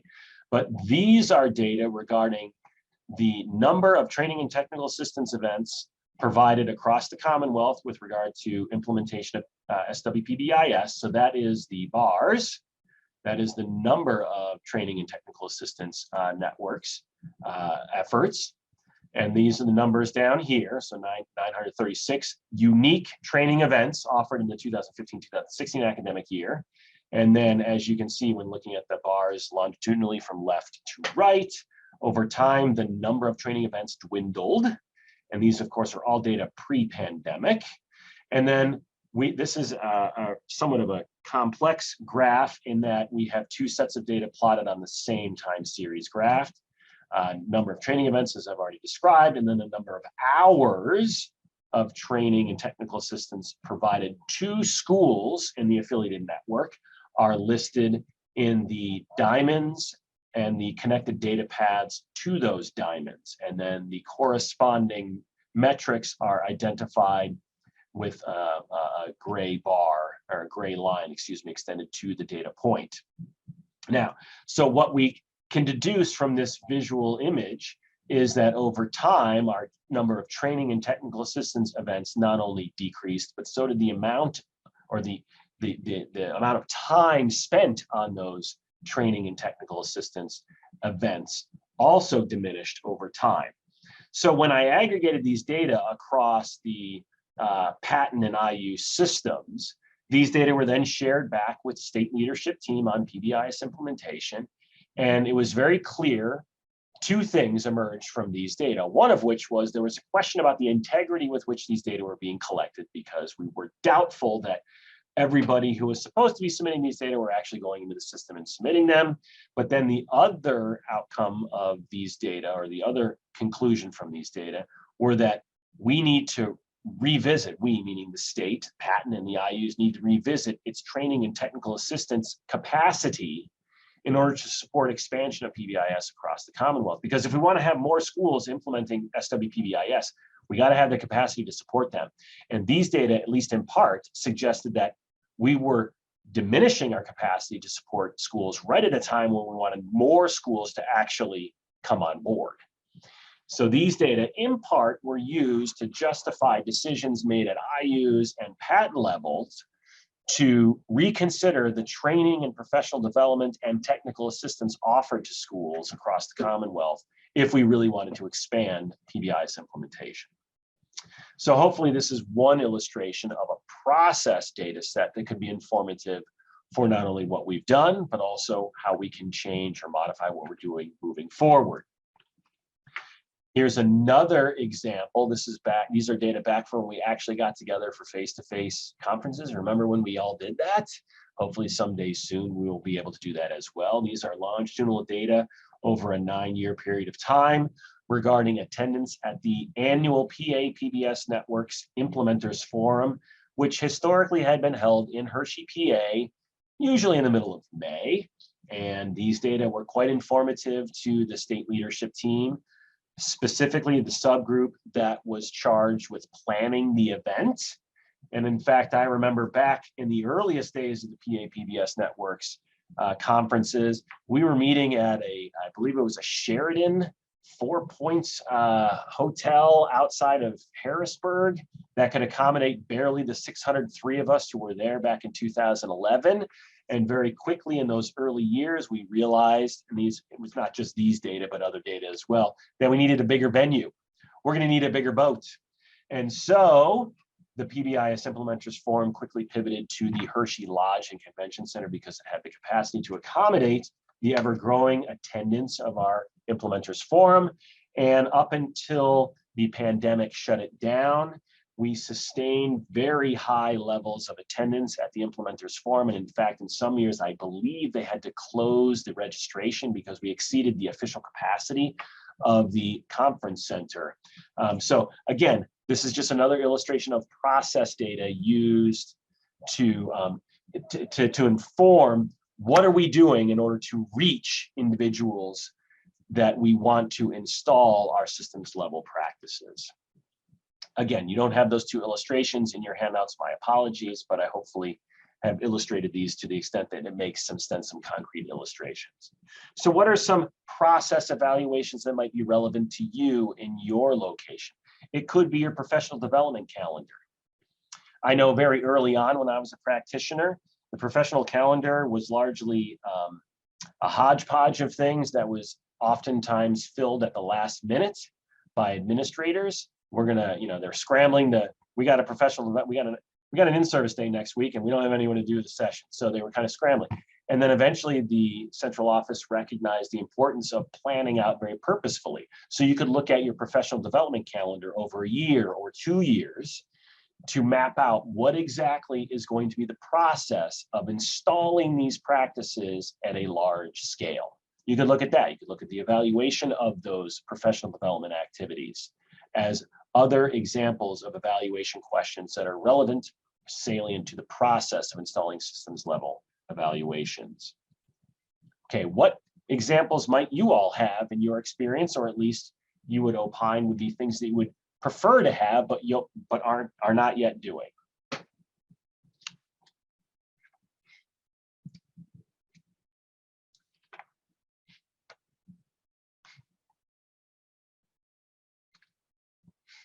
Anyone? All right, well, maybe you're still thinking about it. Erica, thank you. Perhaps delivery of professional development. Oh, yes. Yeah, very, very salient for our contemporary climate, culture, and reality. That is the modality of professional development, whether it's in person, live, asynchronous, small group, large group. You could also look at perhaps maybe the traditional stand and deliver kinds of professional development, which oftentimes lead to no meaningful change whatsoever, versus that professional development, which is stand and deliver, then followed up with on-site technical assistance and coaching, which we know works far better than the traditional stand and deliver, which frankly is what I'm doing here today, stand and deliver, but hopeful that there is some more meaningful dialogue, conversation, and work occurring afterward. So good, okay. So that's process. That's the second of the 5 large domains. Don't worry, we're going to get to the much more glamorous and glitzy things here after our break. But before we get to the break, I want to cover one more of the 5 domains. That's capacity, and then we'll get to a break. So we're going to break here in a little bit, but I want to get through this area. Capacity is the third of the 5 domains. This is the ability to which, or the extent to which, excuse me, a system can implement and sustain systems level change. And some common research or evaluative questions, that center around this work specific to PBIS would be, what's our organization's capacity to implement and sustain systems level change? What resources do we have available? And then some of our more common data sources would include fidelity measures, resource mapping, budget reviews, human capital, coaching logs. And one that I didn't necessarily think of early on in this work of PBIS evaluation on a large scale would be changes in policies and memoranda of understandings, MOUs, which certainly are quite meaningful in the PBIS world as we encourage and foster collaboration across multiple entities or organizations, which in many instances requires formal adoption of MOUs to align not only mission, but also resources around a common vision. And so these could be some examples of data sources to evaluate the extent to which an organization has the capacity to conduct, sustain, and expand systems level change. And so here again are some 2 examples which you don't have in your handouts, but will be forthcoming in about a month or so in our executive summary for PBIS. This is an illustration of the capacity of the state of Pennsylvania to install, sustain, and expand PBIS implementation across the Commonwealth. This is an instrument known as the State System Fidelity Inventory. It's kind of like, if you're familiar with PBIS, it's kind of like the BOQ or the Benchmarks Quality or the Tiered Fidelity Inventory, but for state systems. It's the extent to which a large organization such as the Pennsylvania Department of Education, the Community of Practice on School-Based Behavioral Health, can support the work of PBIS implementation across the Commonwealth. And please don't worry about these different domains down here and what they are, but you can imagine that each of these is kind of like a factor score. And each of these factors is relevant to the capacity of the state of Pennsylvania to sustain implementation of SWPBIS across the Commonwealth. And so these data were recently completed by our state leadership team with an overall implementation average indicated at the very rightmost bar. But these data then very clearly in a simplistic but illustrative manner show exactly what are the strengths as well as what are the limitations of the organization to support PBIS implementation. Not surprisingly, it doesn't take an advanced degree for folks to figure out, yeah, the state needs to work on increasing the capacity to train and provide technical assistance to schools implementing SWPBIS. That's a noted area of need. But one of our strengths across the Commonwealth is that we have a lot of PBIS sites in various regions of the Commonwealth that can serve as demonstration sites. So that's a benefit, that's a plus, that's a strength. Similarly, we have a lot of policies in place at the local, regional, and state level that support this work as well. So again, looking at some common data sources that speak to the capacity of sustaining large-scale systems level work. Here's one other. These are actually from a report from a few years ago, looking at the extent to which Pennsylvania Department of Education, Bureau of Special Ed, was providing financial support to schools in order to either install or expand SWPBIS. And when I produced these data, it was not a big surprise to the state leadership team to say, when looking at these data, we should probably advocate for more funding for PBIS implementation efforts, because we had a decent, or at least a minimally a modest level of funding provided through targeted grants to school districts that then completely evaporated in one particular year. Now, I don't have the visual representation updated for the current evaluation, but I can express to you that after 2 years of zero funding, the state was able to find resources to then bring us back to similar levels as to what we were back about 6 or 7 years ago. So, but in part, that decision was driven by visual displays of data like this that showed very clearly how money had dried up.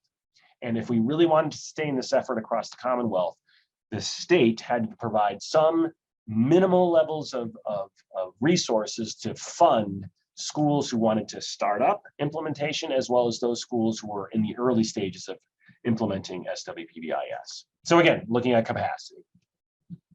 And I would imagine that you could think of some evaluative questions that are relevant for capacity in your particular context, whether it be budgeted allocations of resources to support this work, or it could be the extent to which people went to trainings, the extent to which those trainings translated to actual changes in what they're doing in schools. All of those things could very well be evidence to support the capacity of an organization to sustain and expand large-scale evaluation. But I would encourage you to think about in your own context, what are some evaluative questions that would relate to capacity, and then rely on some of your available data sources that speak to the capacity with which that occurs. Okay. All right, any questions or comments regarding what I've covered so far, which is reach, process, or capacity? Those are the 3 of the 5 domains that receive far less attention in most people's mind's eye regarding large-scale evaluation, but are still important, and I would argue are absolutely critical to sustaining and expanding large-scale efforts across an organization. Any questions about those thus far?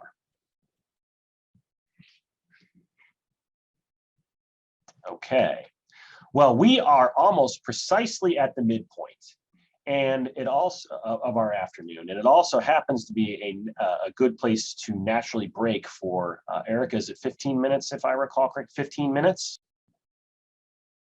And Erica has started recording again. Thank you, Erica.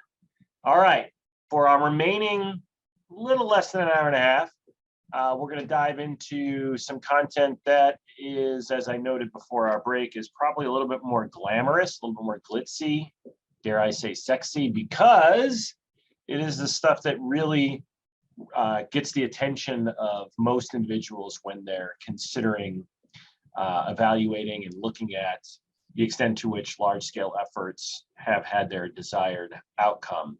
But while certainly the next set of content is important, I do want to remind all of us, myself included, that the stuff regarding process and capacity and fidelity were all very, very important reach, process, and capacity. Reach, process, and capacity are all very important.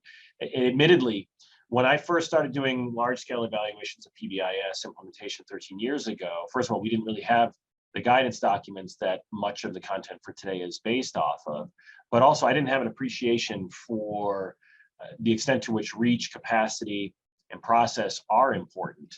And it's only been in the last 4 or 5 years that we've really made a concerted effort here as our team at IUP have done to gather the data and appraise the extent to which our reach is being met, the capacity is there, as well as the process involved in not only training, but also sustaining implementation across the Commonwealth. And I'd like to believe that our data were in part helpful for the cause of the patent and the IUs to not only sustain their efforts, but also expand them. And that has particularly been relevant these last 2 years during COVID, when frankly, a lot of what we've been doing is just kind of making sure that we don't fall off the rails per se, but instead we've seen some expansion of PBIS implementation across the Commonwealth, despite all of the challenges that schools are facing. So again, that those domains of reach, process, and capacity are equally important, but they aren't necessarily as visible to most people. And I would just encourage you to be mindful of those things, because at least from my perspective, we weren't always doing that at a statewide level. And now that we've started doing that, I think it's really added to the richness of the evaluations and frankly, the work that's being done. So that said, thank you. Erica has put in the chat information about that panel discussion that she described shortly before our break regarding Derry Township, Indiana Area School District, and State College Area School Districts, school psychs, and how they have expanded their role.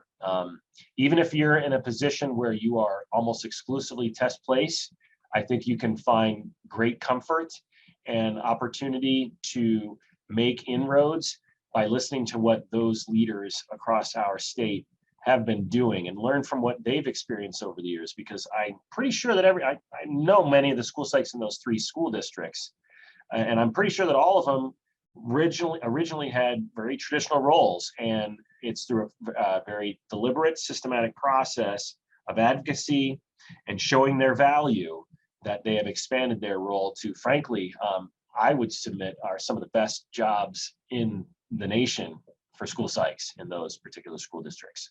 So anyhow, thank you, Erica, for those details about accessing that training. Okay, so I'm writing it down myself because I think I'm gonna check it out as well. Okay, here we go. So we're back from our break and we wanna get to the 4th of the 5 domains, that's fidelity. We all know this as school psychs. You can never make an attribution of the success or failure of something unless you first can evaluate the extent to which it was implemented as intended. And that's fidelity. Far too often, we as school systems fail to look at fidelity. And when we fail to look at fidelity, yet still make decisions about efficacy of some efforts, we are making very poor decisions. And that's why when we're looking at evaluation of large-scale systems level efforts, we must look at fidelity. And as you will hear me articulate a little bit later on, when we're looking at outcomes for students, staff, and communities, I try to make an argument that you should only look at outcomes when they're also tied directly to fidelity data. The absence of fidelity data make your outcome data meaningless.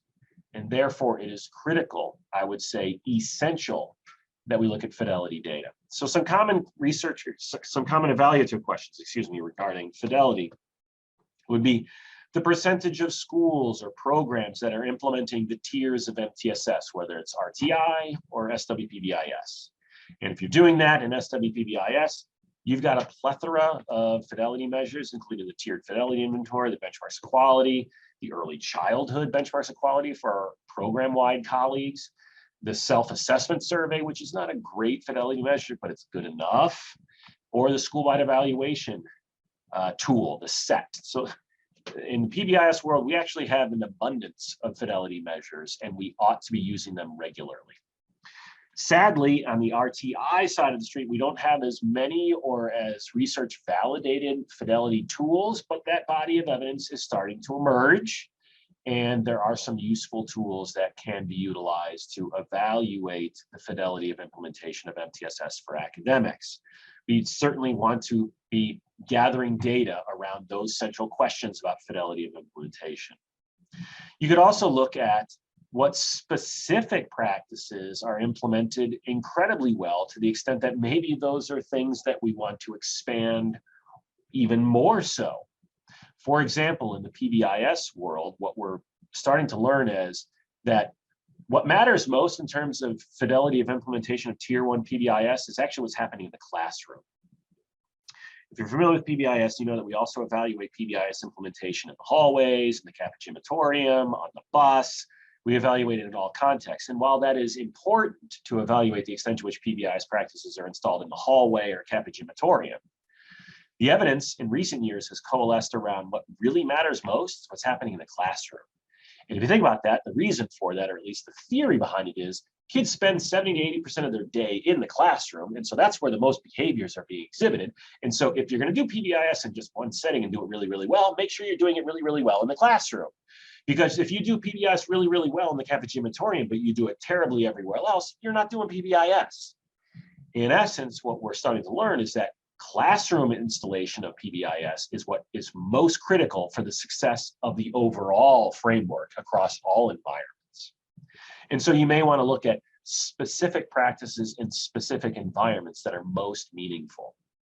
Or it could be, for example, in a district in which I was consulting on RTI just a few years ago, their task for their first grade teachers was to use a very specific error correction procedure when delivering literacy instruction. And it's an error correction procedure that is rooted in behavior analysis, where you identify the error right away, then you give the correct answer, you model the correct answer, then you have the kids say the correct answer with performance feedback, and then you have them practice that correct response immediately thereafter. So very specific error correction procedure. We then trained all the teachers on use of that error correction procedure. And then, this is the fidelity piece, we and others, including administrators and teacher colleagues, went in and observed the extent to which that error correction procedure was being installed across all settings. So that's an example of a specific systems level practice that we would want to evaluate the extent to which that was being implemented consistently.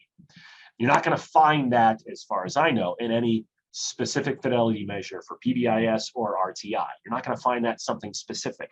We created something very specific, and we installed that as a practice to appraise fidelity of implementation. So that's just another example of a common question, and perhaps maybe a data source that was generated in that illustration for an academic intervention, actually an academic instructional practice that all teachers were expected to install. Lastly, you could look at what programs in schools are models. We always want to have demonstration sites in our organizations. And clearly, if an organization is initially installing a practice in one setting, they're not going to have the benefit of a model or demonstration site. But the ideal is to establish a model or demonstration site that other buildings or neighboring school districts can come and learn from firsthand, to see it for their very own eyes. I'm proud of the fact that way back in 2007, when we first started implementing or training and implementing SWPBIS across the Commonwealth, we had 31 model sites that achieved implementation fidelity at Tier 1 within a couple of years, and served as demonstration sites, where I recall vividly bringing many, many schools to visit some of our model or demonstration sites so they could see firsthand what PBIS looked like from a Tier 1 perspective. So the ability to do that within your own organization leads to these common questions and data sources that could be very beneficial to the installation and appraisal of the fidelity of implementation. And again, you have some other common data sources listed there. So fidelity, of course, is going to be important. Again, you don't have the benefit of the next slide or two in your handouts. My apologies, but as I noted earlier, they're still in press, and so I was uncomfortable putting them in writing for all of you. But here is an illustration of the penetration of Tier 1 PBIS implementation across the Commonwealth of Pennsylvania, disaggregated by not only school districts, as indicated here, but also the density of installation of Tier 1 SWPBIS within each of those districts. The deeper the color brown, the higher number of schools implementing Tier 1 SWPBIS. And my apologies to those with visual impairments. It may be hard to discern the different shades of brown. The learning experience for me on this one is that next year we're going to have very different visually discriminatory colors because it may be somewhat difficult for a few of us. But anyhow, an example of how this might work out. Yes, and Erica Gruder, a shout out to IU10 territory, which is, if you're unfamiliar with the IUs, that's right smack dab in the middle. Now, while they're doing great work there, please also understand that this largest one, that's Keystone School District. It's the largest geographic school district in Pennsylvania by far. And in fact, one administrator told me a few years ago that their buses run the equivalent of about 4,000 miles a day cumulatively. That's across the entire United States in one day, because they're just geographically so large. But yes, kudos to IU10, but also all of our IUs are doing a great job in supporting this work. And so again, an example of how you could visually display fidelity data. Here is yet another one looking at fidelity data of advanced tiers. Those of you familiar with SWPBIS maybe have heard of the Tiered Fidelity Inventory, or the TFI, which is the only psychometrically established measure to evaluate fidelity of Tier 2 and Tier 3 PBIS. And these are longitudinal data kind of put on a vertical plane, just to mix it up for you a little bit, with regard to the extent to which Tier 2 and Tier 3 was achieved in schools beginning spring of 2017 through our most recent year for which we have data, which is spring of 2020. So you can see the expansion of advanced tiers of implementation in these data. Fidelity, fidelity, fidelity is something that we should also be looking at when we're considering large-scale evaluation questions for a systems level intervention or framework. Okay, so that's what we would be looking at in terms of fidelity. Any questions before I move on to outcomes, which is typically the most exciting or glamorous domain of large-scale evaluation? But any questions about fidelity? Okay, there being none, then we are going to move on to the fifth and final domain of large-scale evaluation, and that is outcomes. Outcomes are the ones that most people in our communities, most of our stakeholder groups have greatest interest in knowing. As a parent who sends 3 of our kids to public school, when the school district decides it's going to introduce a new reading curriculum, as a parent, I want to know, does it work? As a dorky school psychologist and faculty member at IUP, I also want to know reach, capacity, process, fidelity. But those are domains that, again, most people don't typically think of, but are still important. The outcomes domain is the one that receives the most public attention and, frankly, the most public scrutiny, because it is directly related to students, staff, and community. I would submit, however, as I've tried to articulate numerous times, those other 4 domains are equally important. Some common questions around outcomes include: how are student outcomes affected? How are other outcomes affected that are not student focused, such as what implications are there for faculty, for administrators, for paraeducators, for the community? And then, as always, we must associate any of these outcome questions with the extent to which the systems level framework was installed as designed. That's that fidelity piece. And so we're always looking at outcomes through the lens of fidelity. Absent fidelity data, the outcome data are relatively uninterpretable. And far too often, historically, education has done a very poor job of associating outcomes concurrently with fidelity data. We must be the change to include fidelity when also considering outcomes, lest we continue to repeat the same limitations of a lot of educational work over the last number of decades. Some common data sources are listed there. I don't intend to insult your intelligence by reading all of them, but they are listed here. And of course, there are an infinite number of other possibilities as well. Notably, these common data sources are specific to PBIS, but you could also imagine a host of other common data sources unique to RTI for academics as well. And it is not by happenstance or by error on my part that I in all caps listed at the very bottom, all of this must be tied to fidelity data, as I've already tried to make that argument, and an argument that I'm sure you heard many times in your own training, and I hope you embrace that argument in your practice as well. Here are some potential evaluation questions. Again, just a few illustrations of what that might look like. What's the proportion of our student population that is deemed at risk on EOY's end of year reading and math benchmarks? That would be a relatively common one that you might see in an RTI framework, or one unique or specific to program-wide that is for our little kids and our colleagues who work in little kid settings, would be incident reports. Incident reports are the early intervention or program, Head Start, preschool, whatever you framework, whatever it's called. That is their version of ODRs, or office discipline reports. Office discipline referrals, excuse me, so we call them incident reports and program-wide. How well have you reduced out-of-school placements? Let's say a school district has tasked itself with reducing the number of kids who are removed from their neighborhood school because of their disability and are placed in an alternate educational setting, such as a non-neighborhood school, a partial hospitalization, residential, or instruction in the home or homebound.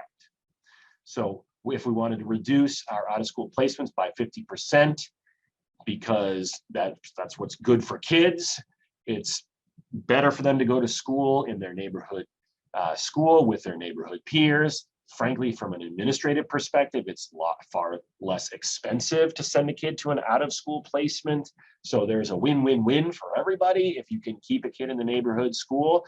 But in order to do that, you have to have a staff and a school community that is able to support the needs of students who otherwise have needs that are so complex they require out-of-school placements. So you can have that as a targeted goal for a given academic year after installing all 3 tiers of PBIS. That would be an evaluative question that the evaluation team could consider. Or specific to chronic absenteeism, the extent to which Check and Connect, which is a standard protocol intervention, traditionally for secondary students and traditionally focused on tardy and chronic absenteeism, what percentage of students are positively affected by the installation of that particular framework. Again, a spattering of sample evaluative questions with regard to outcomes. You can imagine that the number and range of evaluative questions regarding outcomes is limitless. And really, it is limited only by the creativity of the evaluation team and the data sources that you have available to help respond to those evaluative questions. And that is no small matter. This latter issue regarding we need to have data that speak to the evaluation questions. And so to that end, it gets us to our fourth agenda item, that is selecting the metrics that we will use to respond to or answer those evaluation questions. But before I do that, are there any final comments or questions that folks might have regarding either evaluating or generating evaluation questions specific to fidelity or outcomes? Again, you can type in the chat or you can unmute. You can raise your hand as options to seek out comment or questions being answered. All right, then we will move on to the fourth area of our agenda, and that is selecting evaluation measures. As I just said a few moments ago, the risk that some evaluation teams run is they are too creative in generating evaluation questions and they come up with these wonderful evaluation questions that have great meaning for their contexts. And then they realize after the fact, they have no efficient way of responding to that evaluation question. They don't have the data, or at least they learn that the data they thought they had are not present.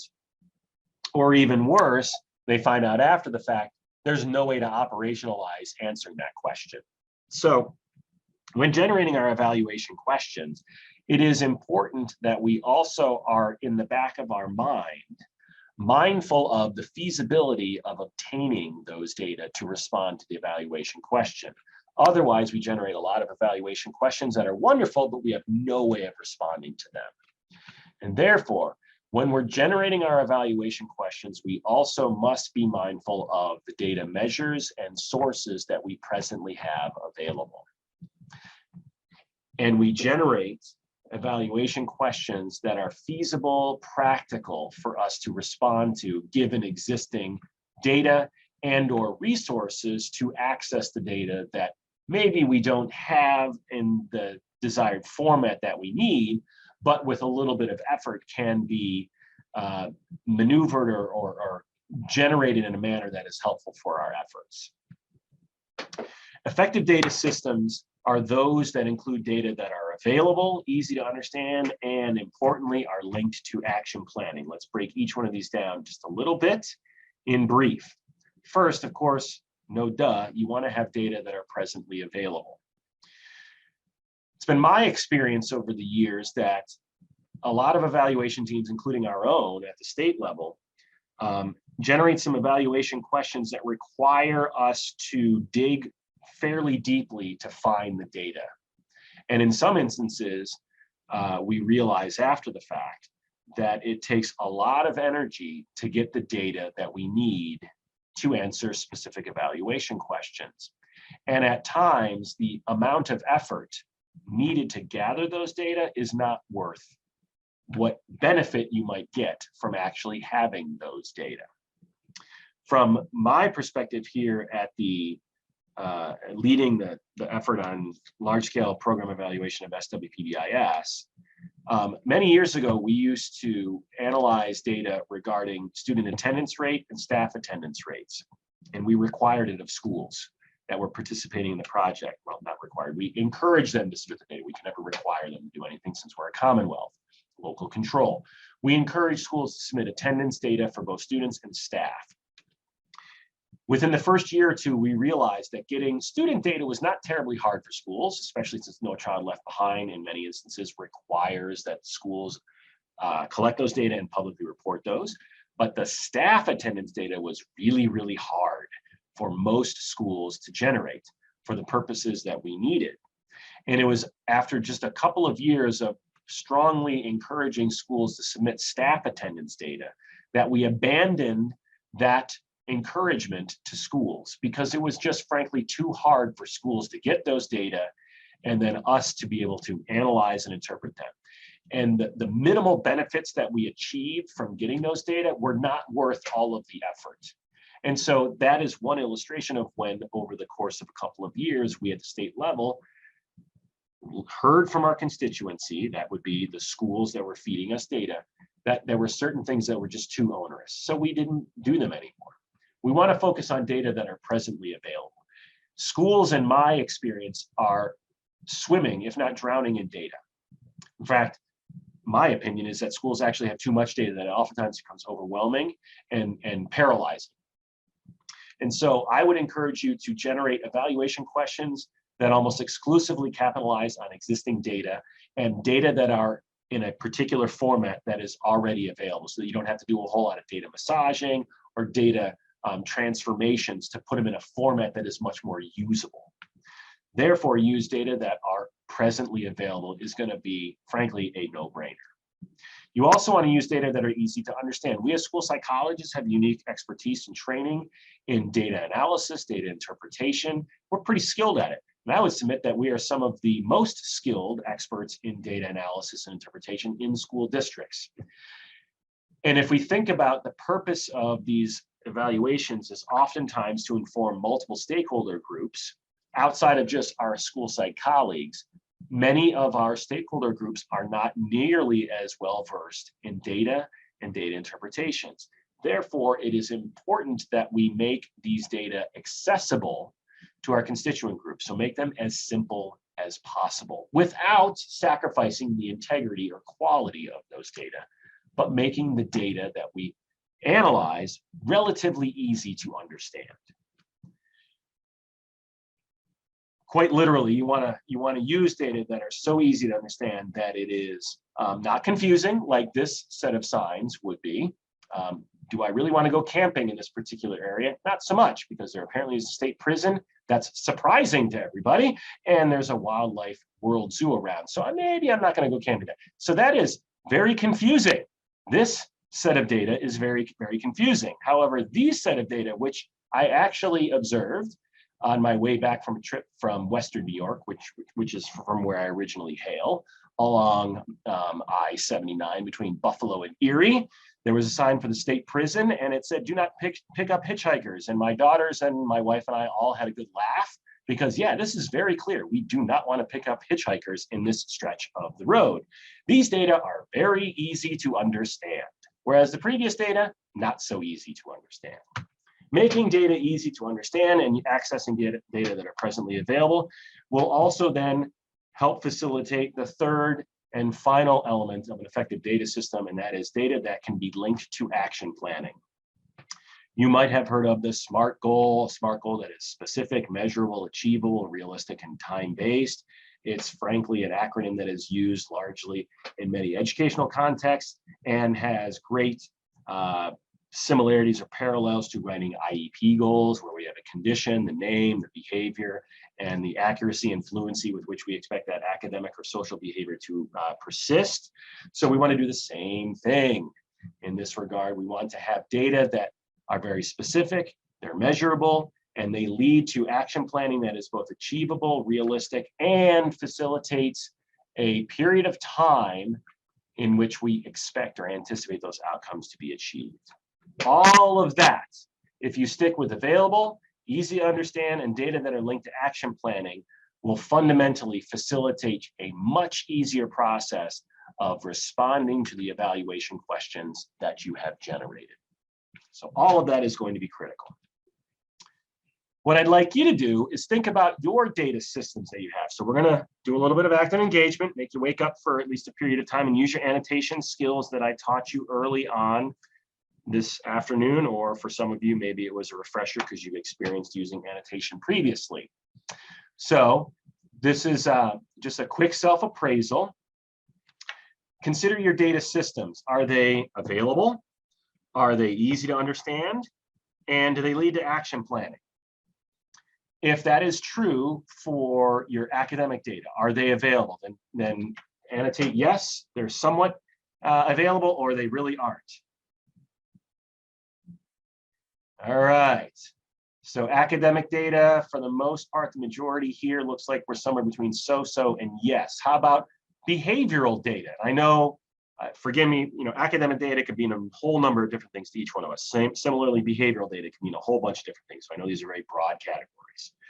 It looks like we're not so firm on the availability of behavioral data by comparison to academic data, which is not terribly surprising to hear that.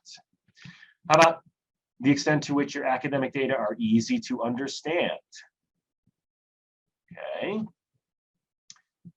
doing fairly well. We don't have a whole lot of Uggs, so that's good. How about behavioral data that are easy to understand? I realize the ease with which these data are understand is in the eye of the beholder, so that there's a whole lot of interpretation here that could be going on. How about the extent to which your academic data are linked to action planning? And then last, but certainly not least, the extent to which your behavioral data are linked to action planning. So in summation, it appears as though the availability and ease with which academic and behavioral data is present in the schools or organizations in which you operate is modest to quite strong. the ability of those data to facilitate action planning potentially could use a little bit of work on average across all of our constituent schools. Okay, so I'm going to clear all of the annotations. So thank you very much, not only for doing that, but also remembering how to do it. And what I'd ask you to do is, based upon your own self-appraisal, I'm not going to allocate time to do this, but I would at least encourage you to consider after this session today, is how do you sustain or expand on any of the areas in which you self-appraised the current status as being yes. And for those areas that maybe you self-appraised so-so, what could you do to facilitate improving or bolstering the extent to which those data are either available, easy to understand, or facilitate action planning? And then if you happen to have any self-appraisals that fill in that, oh my goodness, ugh category, then what can you do to help change that? And perhaps maybe one of the things you could do is attend that session offered later on this month on January 27th, where our leaders of school psych across the state share their experiences and how to expand their practices. Because while I don't know what they're going to talk about specifically, I imagine that our colleagues from Derry Township, Indiana, and State College are going to, in part, share some reflections on how they manage to bolster the data systems necessary to expand their role and improve outcomes for students. I'm just guessing that's probably going to come up in some minimally tangential, if not even direct manner in their presentations. But think about your own self-appraisals and what you can do to move the needle in any of those domains that were either so-so or ugh, and how you can sustain those efforts in the categories for which you self-appraised as being pretty good. So we've selected our evaluation measures, at least broadly and generally speaking. You now need to then report on the data analysis and then the interpretation of those results to your constituency groups. And that's the fifth and final area of our agenda today, which will also include a deeper dive on some tools and resources that I hope you find to be beneficial in not only analyzing data, but then sharing results. So here we go. Of course, when you're conducting and reporting results of any evaluative efforts regarding school-wide or systems level work, you want to refer back to your evaluation questions. What were your initial evaluation questions? And stick to those. Do not deviate from them. Again, I've learned from experience, if you change your evaluation questions midstream, you get off course, you become distracted, and now you've created quite a nightmare for yourself and your evaluative team members. Instead, stick to the original evaluation questions. Know your audience. Know the complexity to which you need to report those results. If your audience is going to be the community, family members, lay people, then don't do what I did years ago with PBIS evaluations and share P values and F values and T-test. No one cares about that stuff in the general community. Don't share that stuff. Instead, know your audience. So what we've done in recent years is we create a technical report for the dorks like me who want to read about the T-tests and the assumption testing and all the F-tests and non-parametric statistics that we did.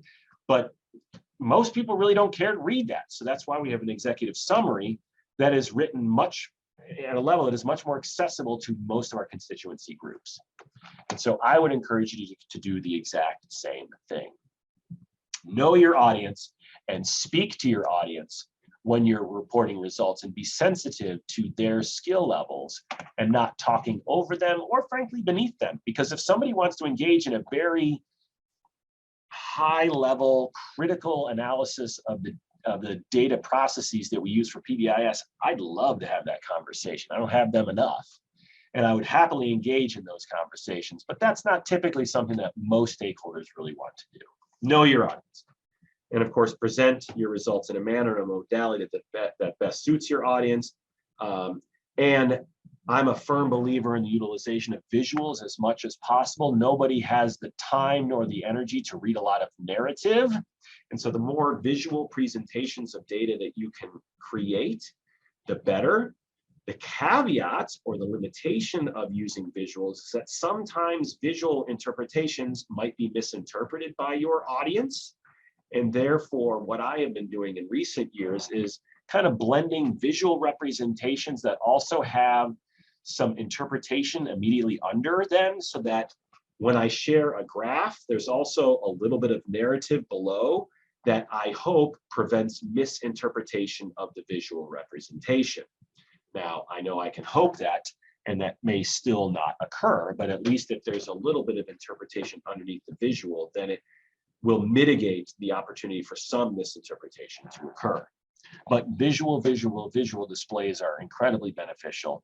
Likewise, they can speak a volume of information without having to write a whole lot of narrative.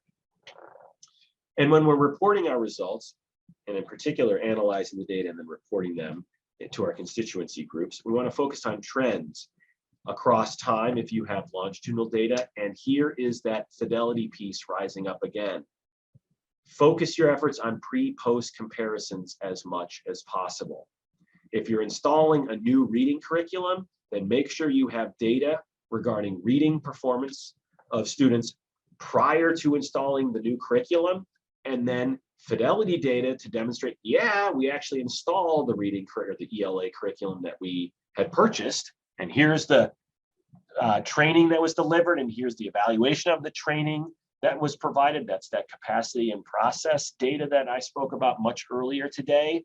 And then share the post-implementation ELA or reading performance for that pre-post comparison, which again is keeping true to ensuring that we're making decisions based upon data that speak to both outcomes and fidelity. So focusing on trends longitudinally and as much as possible, the extent to which you have pre-post comparisons concurrent with fidelity data is absolutely essential to this work. Okay, so let's take a look at, I have a lot of examples here. Again, most of them are from the PBIS world with a small spattering of examples from RTI.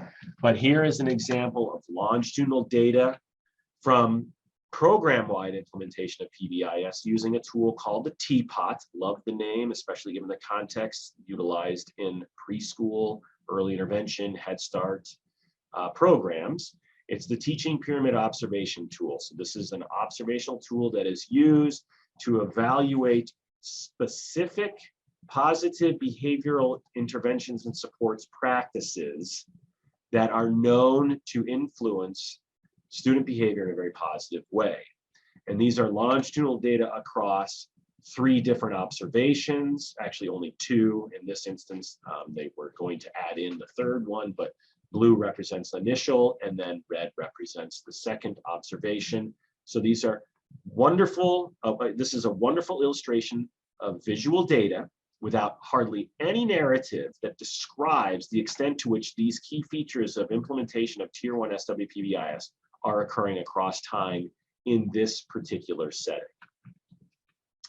Here is the benchmarks of quality data, so a fidelity measure of PBIS implementation Tier 1 for early childhood. So it's early childhood benchmarks of quality across 3 consecutive observational periods, once in the late academic year of 1 year, then the beginning of the subsequent academic year, and then the end of that second academic year, with the green bars increasing, and the green bar represents an increase in the proportion of items on the benchmarks of quality that were indicated or apprised as being in place.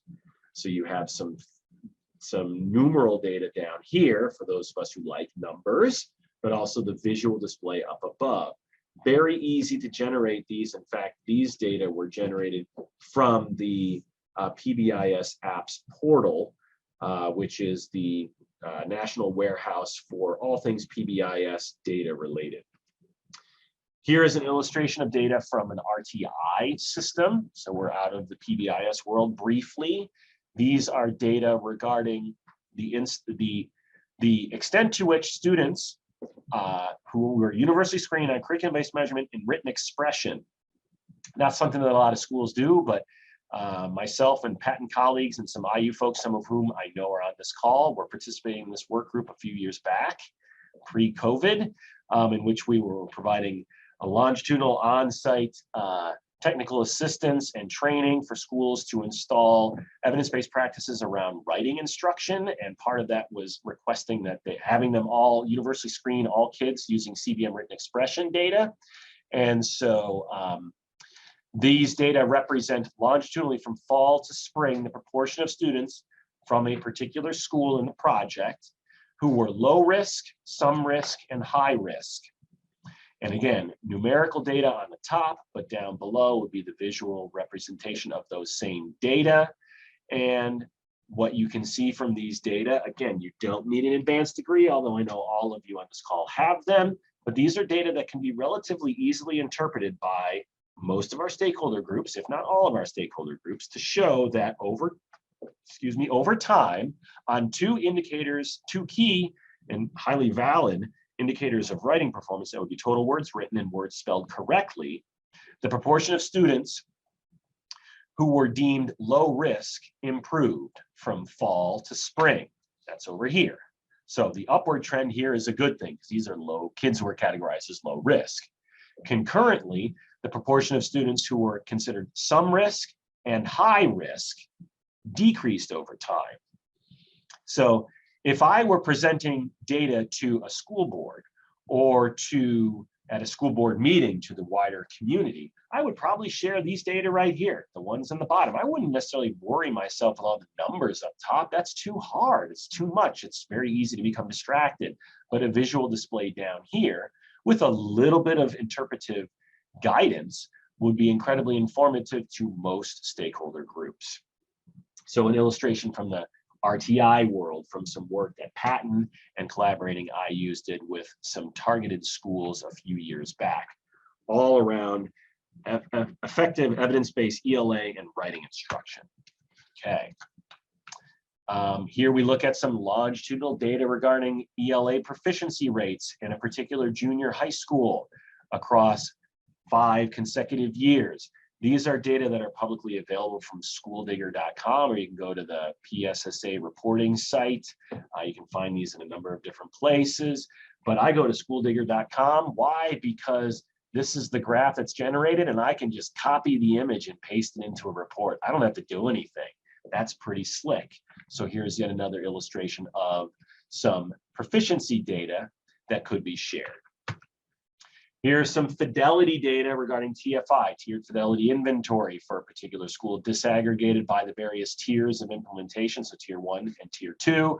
This school had not yet started to implement tier 3, but these are longitudinal data across 3 consecutive springs of the years prior to the COVID pandemic. Notice that this school actually completed their last TFI right before the world took a sharp right turn.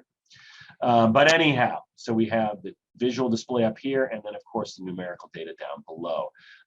My one beef with the PBIS apps platform is that, similar to my visual display of the map of Pennsylvania that I shared before our break, the PBIS apps website tends to have a problem in using data that are visually similar, especially for those with color blindness or other visual impairments or acuity issues, because the blues and greens blend together. So if that is a particular interest and worry and concern of you, then you can at least take the numerical values below and recreate or generate your own ones using Excel.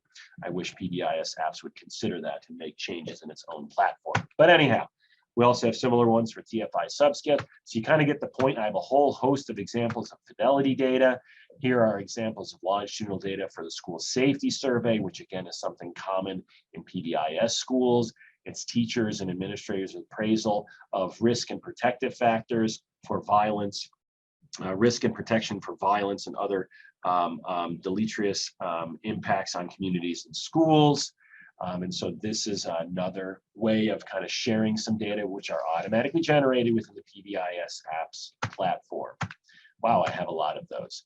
But what I wanted to kind of wrap up with is sharing with you another hopefully useful tool that is available on the Padlet. So I am going to briefly close out of the PowerPoint and pull up the Excel spreadsheet that I have created. So this is something that I've created over the years, and it is posted on the Padlet for you to use. And since I created it, it is certainly by no means perfect, nor is it as visually appealing or as professionally generated as maybe what many of our universal screeners and progress monitoring tools can generate with their platforms or the PBIS apps platform. This is just something I created on 0 to no budget with nominal Excel spreadsheet skills. So there is that big caveat. But this is available for your use if you are so inclined.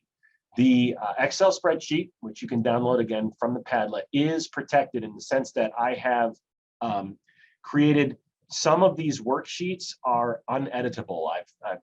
I've locked them so you can't accidentally change things and fix things. But if you do see an error, let me know, because I want to make corrections in those in this, so that for future use, we have something that is even better than the original inception of it. But let me orient you briefly as to what this tool can hopefully provide for you. Notice along the bottom, there are a whole series of different worksheets. Each worksheet is labeled specific to its own utilization. Now, for each set of analyses, there are 3 worksheets. There is one worksheet that provides the directions, and I'm presently looking at the directions for using this tool to analyze office discipline referral data. Now, you can scroll in the directions, but because this is protected, you cannot edit anything. In fact, you get a nasty error message saying you can't edit it. But I have also provided some screenshots for certain steps that I think might be less familiar to most users. I do apologize that the screenshots are taken from a PC, so if you are a Mac user, your screenshots will, your screen or your views will obviously look a little bit different, but as I understand, they're not terribly disparate from what you might see on a PC. But I provide instructions on how to enter the data, then how to format various graphing options, and then how to remove data or add data, how to add data labels, how to change the colors of bars. Why would you want to do that? Well, you might want to do that to discriminate between pre and post outcomes. So pre-implementation of whatever your system's level change is. In this illustration is a black bar, and then the blue bars represent post-installation of a particular practice. So how to go about doing that. Again, some of these directions maybe are too elementary for folks who are modestly facile with Excel. But if you are less than familiar with Excel, then these additional instructions, I hope, are informative in helping you create some data that tell your district or your building's story. So there are the directions. And again, I have these directions for a variety of different outcomes: office discipline referrals, triangle data, out of school suspensions. If we scroll even further to the right, we have some other ones for office discipline referrals, inclusive of fidelity, office out of school suspensions, including fidelity, and some incident reports that would be specific to early intervention, preschool, or program-wide PBIS. So you have your set of directions.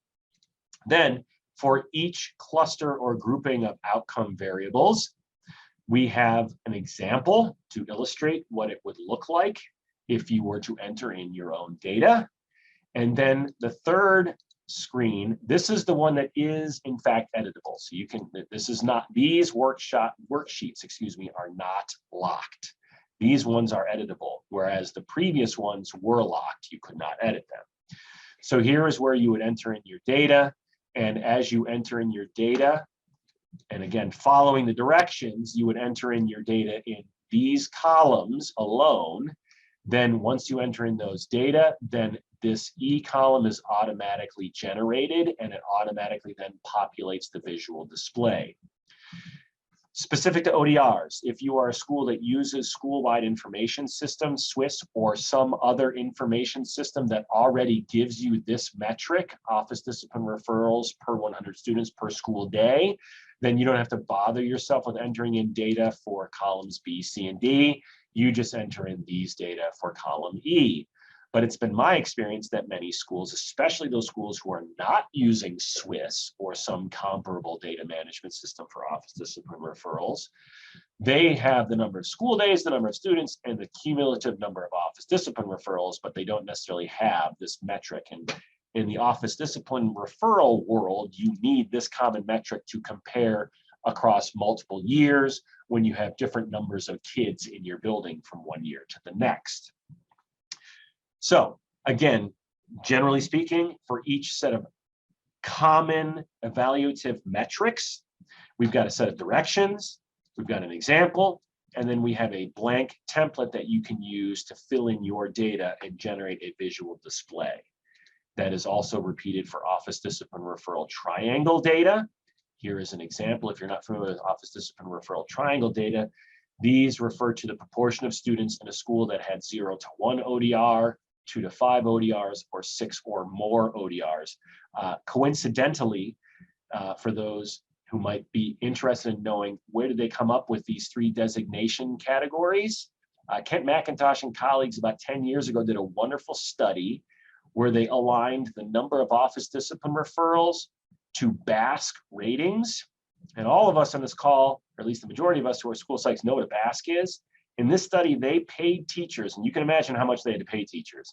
They paid teachers to fill out BASCs on every one of their kids. Those of you who are familiar with the BASC know that the teacher version has what, like 140 or 130, depending on the age.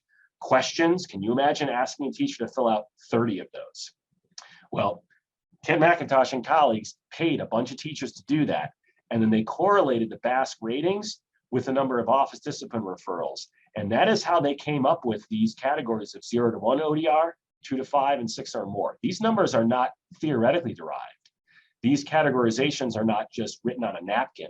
These were empirically derived from what I think most of us would agree is one of the gold standards of teacher measures of student social, emotional, and behavioral function, that is the BASC. So anyhow, a little bit of a bird walk there, but I wanted to give a shout out to how we actually how the science evolved to come up with these designations of these particular category ranges. But you can look at the proportion of students who received ODRs in these 3 different category ratings. And then again, here's your blank that you generate with your own data. We repeat the same process for out-of-school suspensions, OSS. There's the directions, here's an example, and then here's how you create one using a blank template. This is then repeated for consideration of graphs that have fidelity data included in them. And by the way, this is, in these graphs, what we're having would be the outcome variable on the first y-axis, and then the percentage of fidelity is graphed using the right y-axis and is indicated with little x's. And you, of course, can change the geometric shape at your discretion. So if we just look at these data, these are office discipline referral data mapped concurrently with fidelity of implementation. And what I hope you can see is that we have an inverse relationship between office discipline referrals and the degree with which Tier 1 SWPBIS was implemented with integrity. Now, this may be a little bit more of a complicated visual that you would need to explain to many of your constituencies. But I think with a little bit of explanation, you can really utilize this in a powerful and meaningful way. Because what these data tell is that there is a direct inverse relationship. Not a direct inverse, that was oxymoronic. There is a very strong inverse relationship between fidelity of implementation and office discipline referrals. What that means is the stronger we implement Tier 1 SWPBIS, the lower our office discipline referral data will be. So that tells a very telling picture. in terms of the quality of implementation absolutely matters.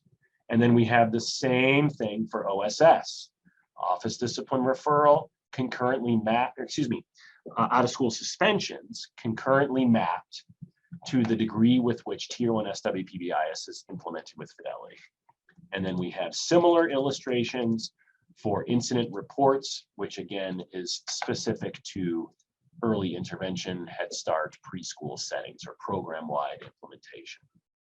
So I hope that at least one of you, if not all of you, can find some value in maybe utilizing this tool.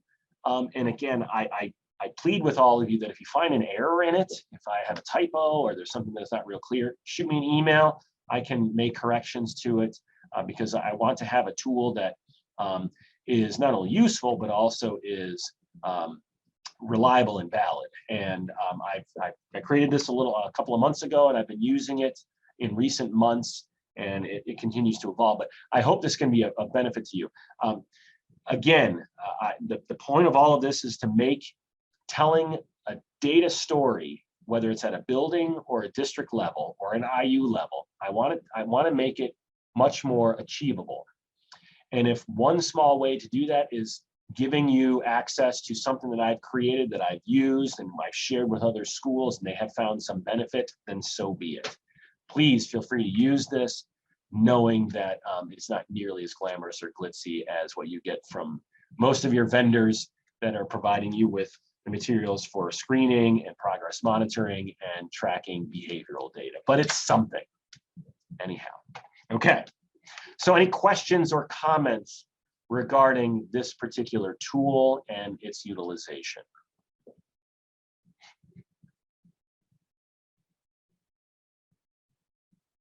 Thank you, Erica, for commenting. Who else out there appreciates a well-designed Excel file? I am a proud Excel dork. I love it. I know I'm not necessarily always in a group that appreciates Excel, but I think maybe in this group, much more kindred spirit than maybe some other social groups that I tend to hang out with when I used to hang out with people pre-pandemic. But anyhow, hopefully you can find some benefit in using it. Okay, so I'm going to go back to, thank you, Everett, for that feedback. I appreciate the acknowledgement that something that I gave you today will be of benefit. I didn't completely waste 3 hours and 15 minutes of your afternoon. Okay, so there you have it. Hopefully a tool that you can utilize. And that really winds down the agenda that I had planned for today.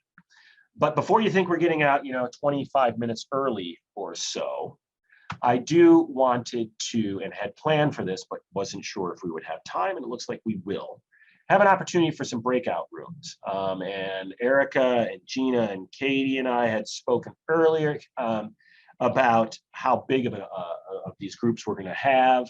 It looks like we've got about 35 of us, including facilitators, patent colleagues, and myself. So Erica, what are we thinking? Maybe 8 or 9 in a group? Erica's going to randomly assign you to a group. I know people love that, the random breakout rooms. So you're among friends here. All right, great. I'll do 4 rooms. Okay. And we can kind of float in and out. I think I'll have to stay here as host, but okay. I will open. Well, don't open them just yet, because I gotta give some instructions as to what we're doing. Otherwise, people go to a breakout room and they go, "What the heck did he want us to do?"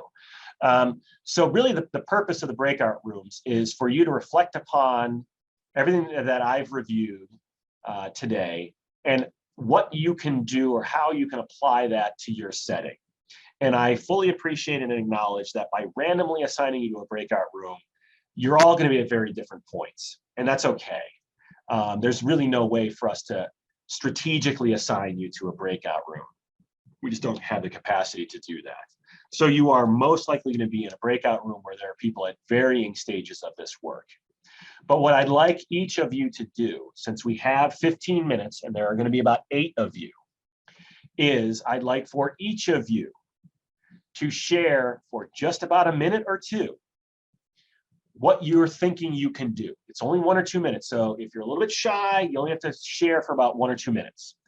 And I would encourage or actually ask that someone in your group be prepared to, at least when we come back together, share one or two common themes with the wider audience. So we're going to break out for 15 minutes. Everybody shares for 1 or 2 minutes each about what you're going to do.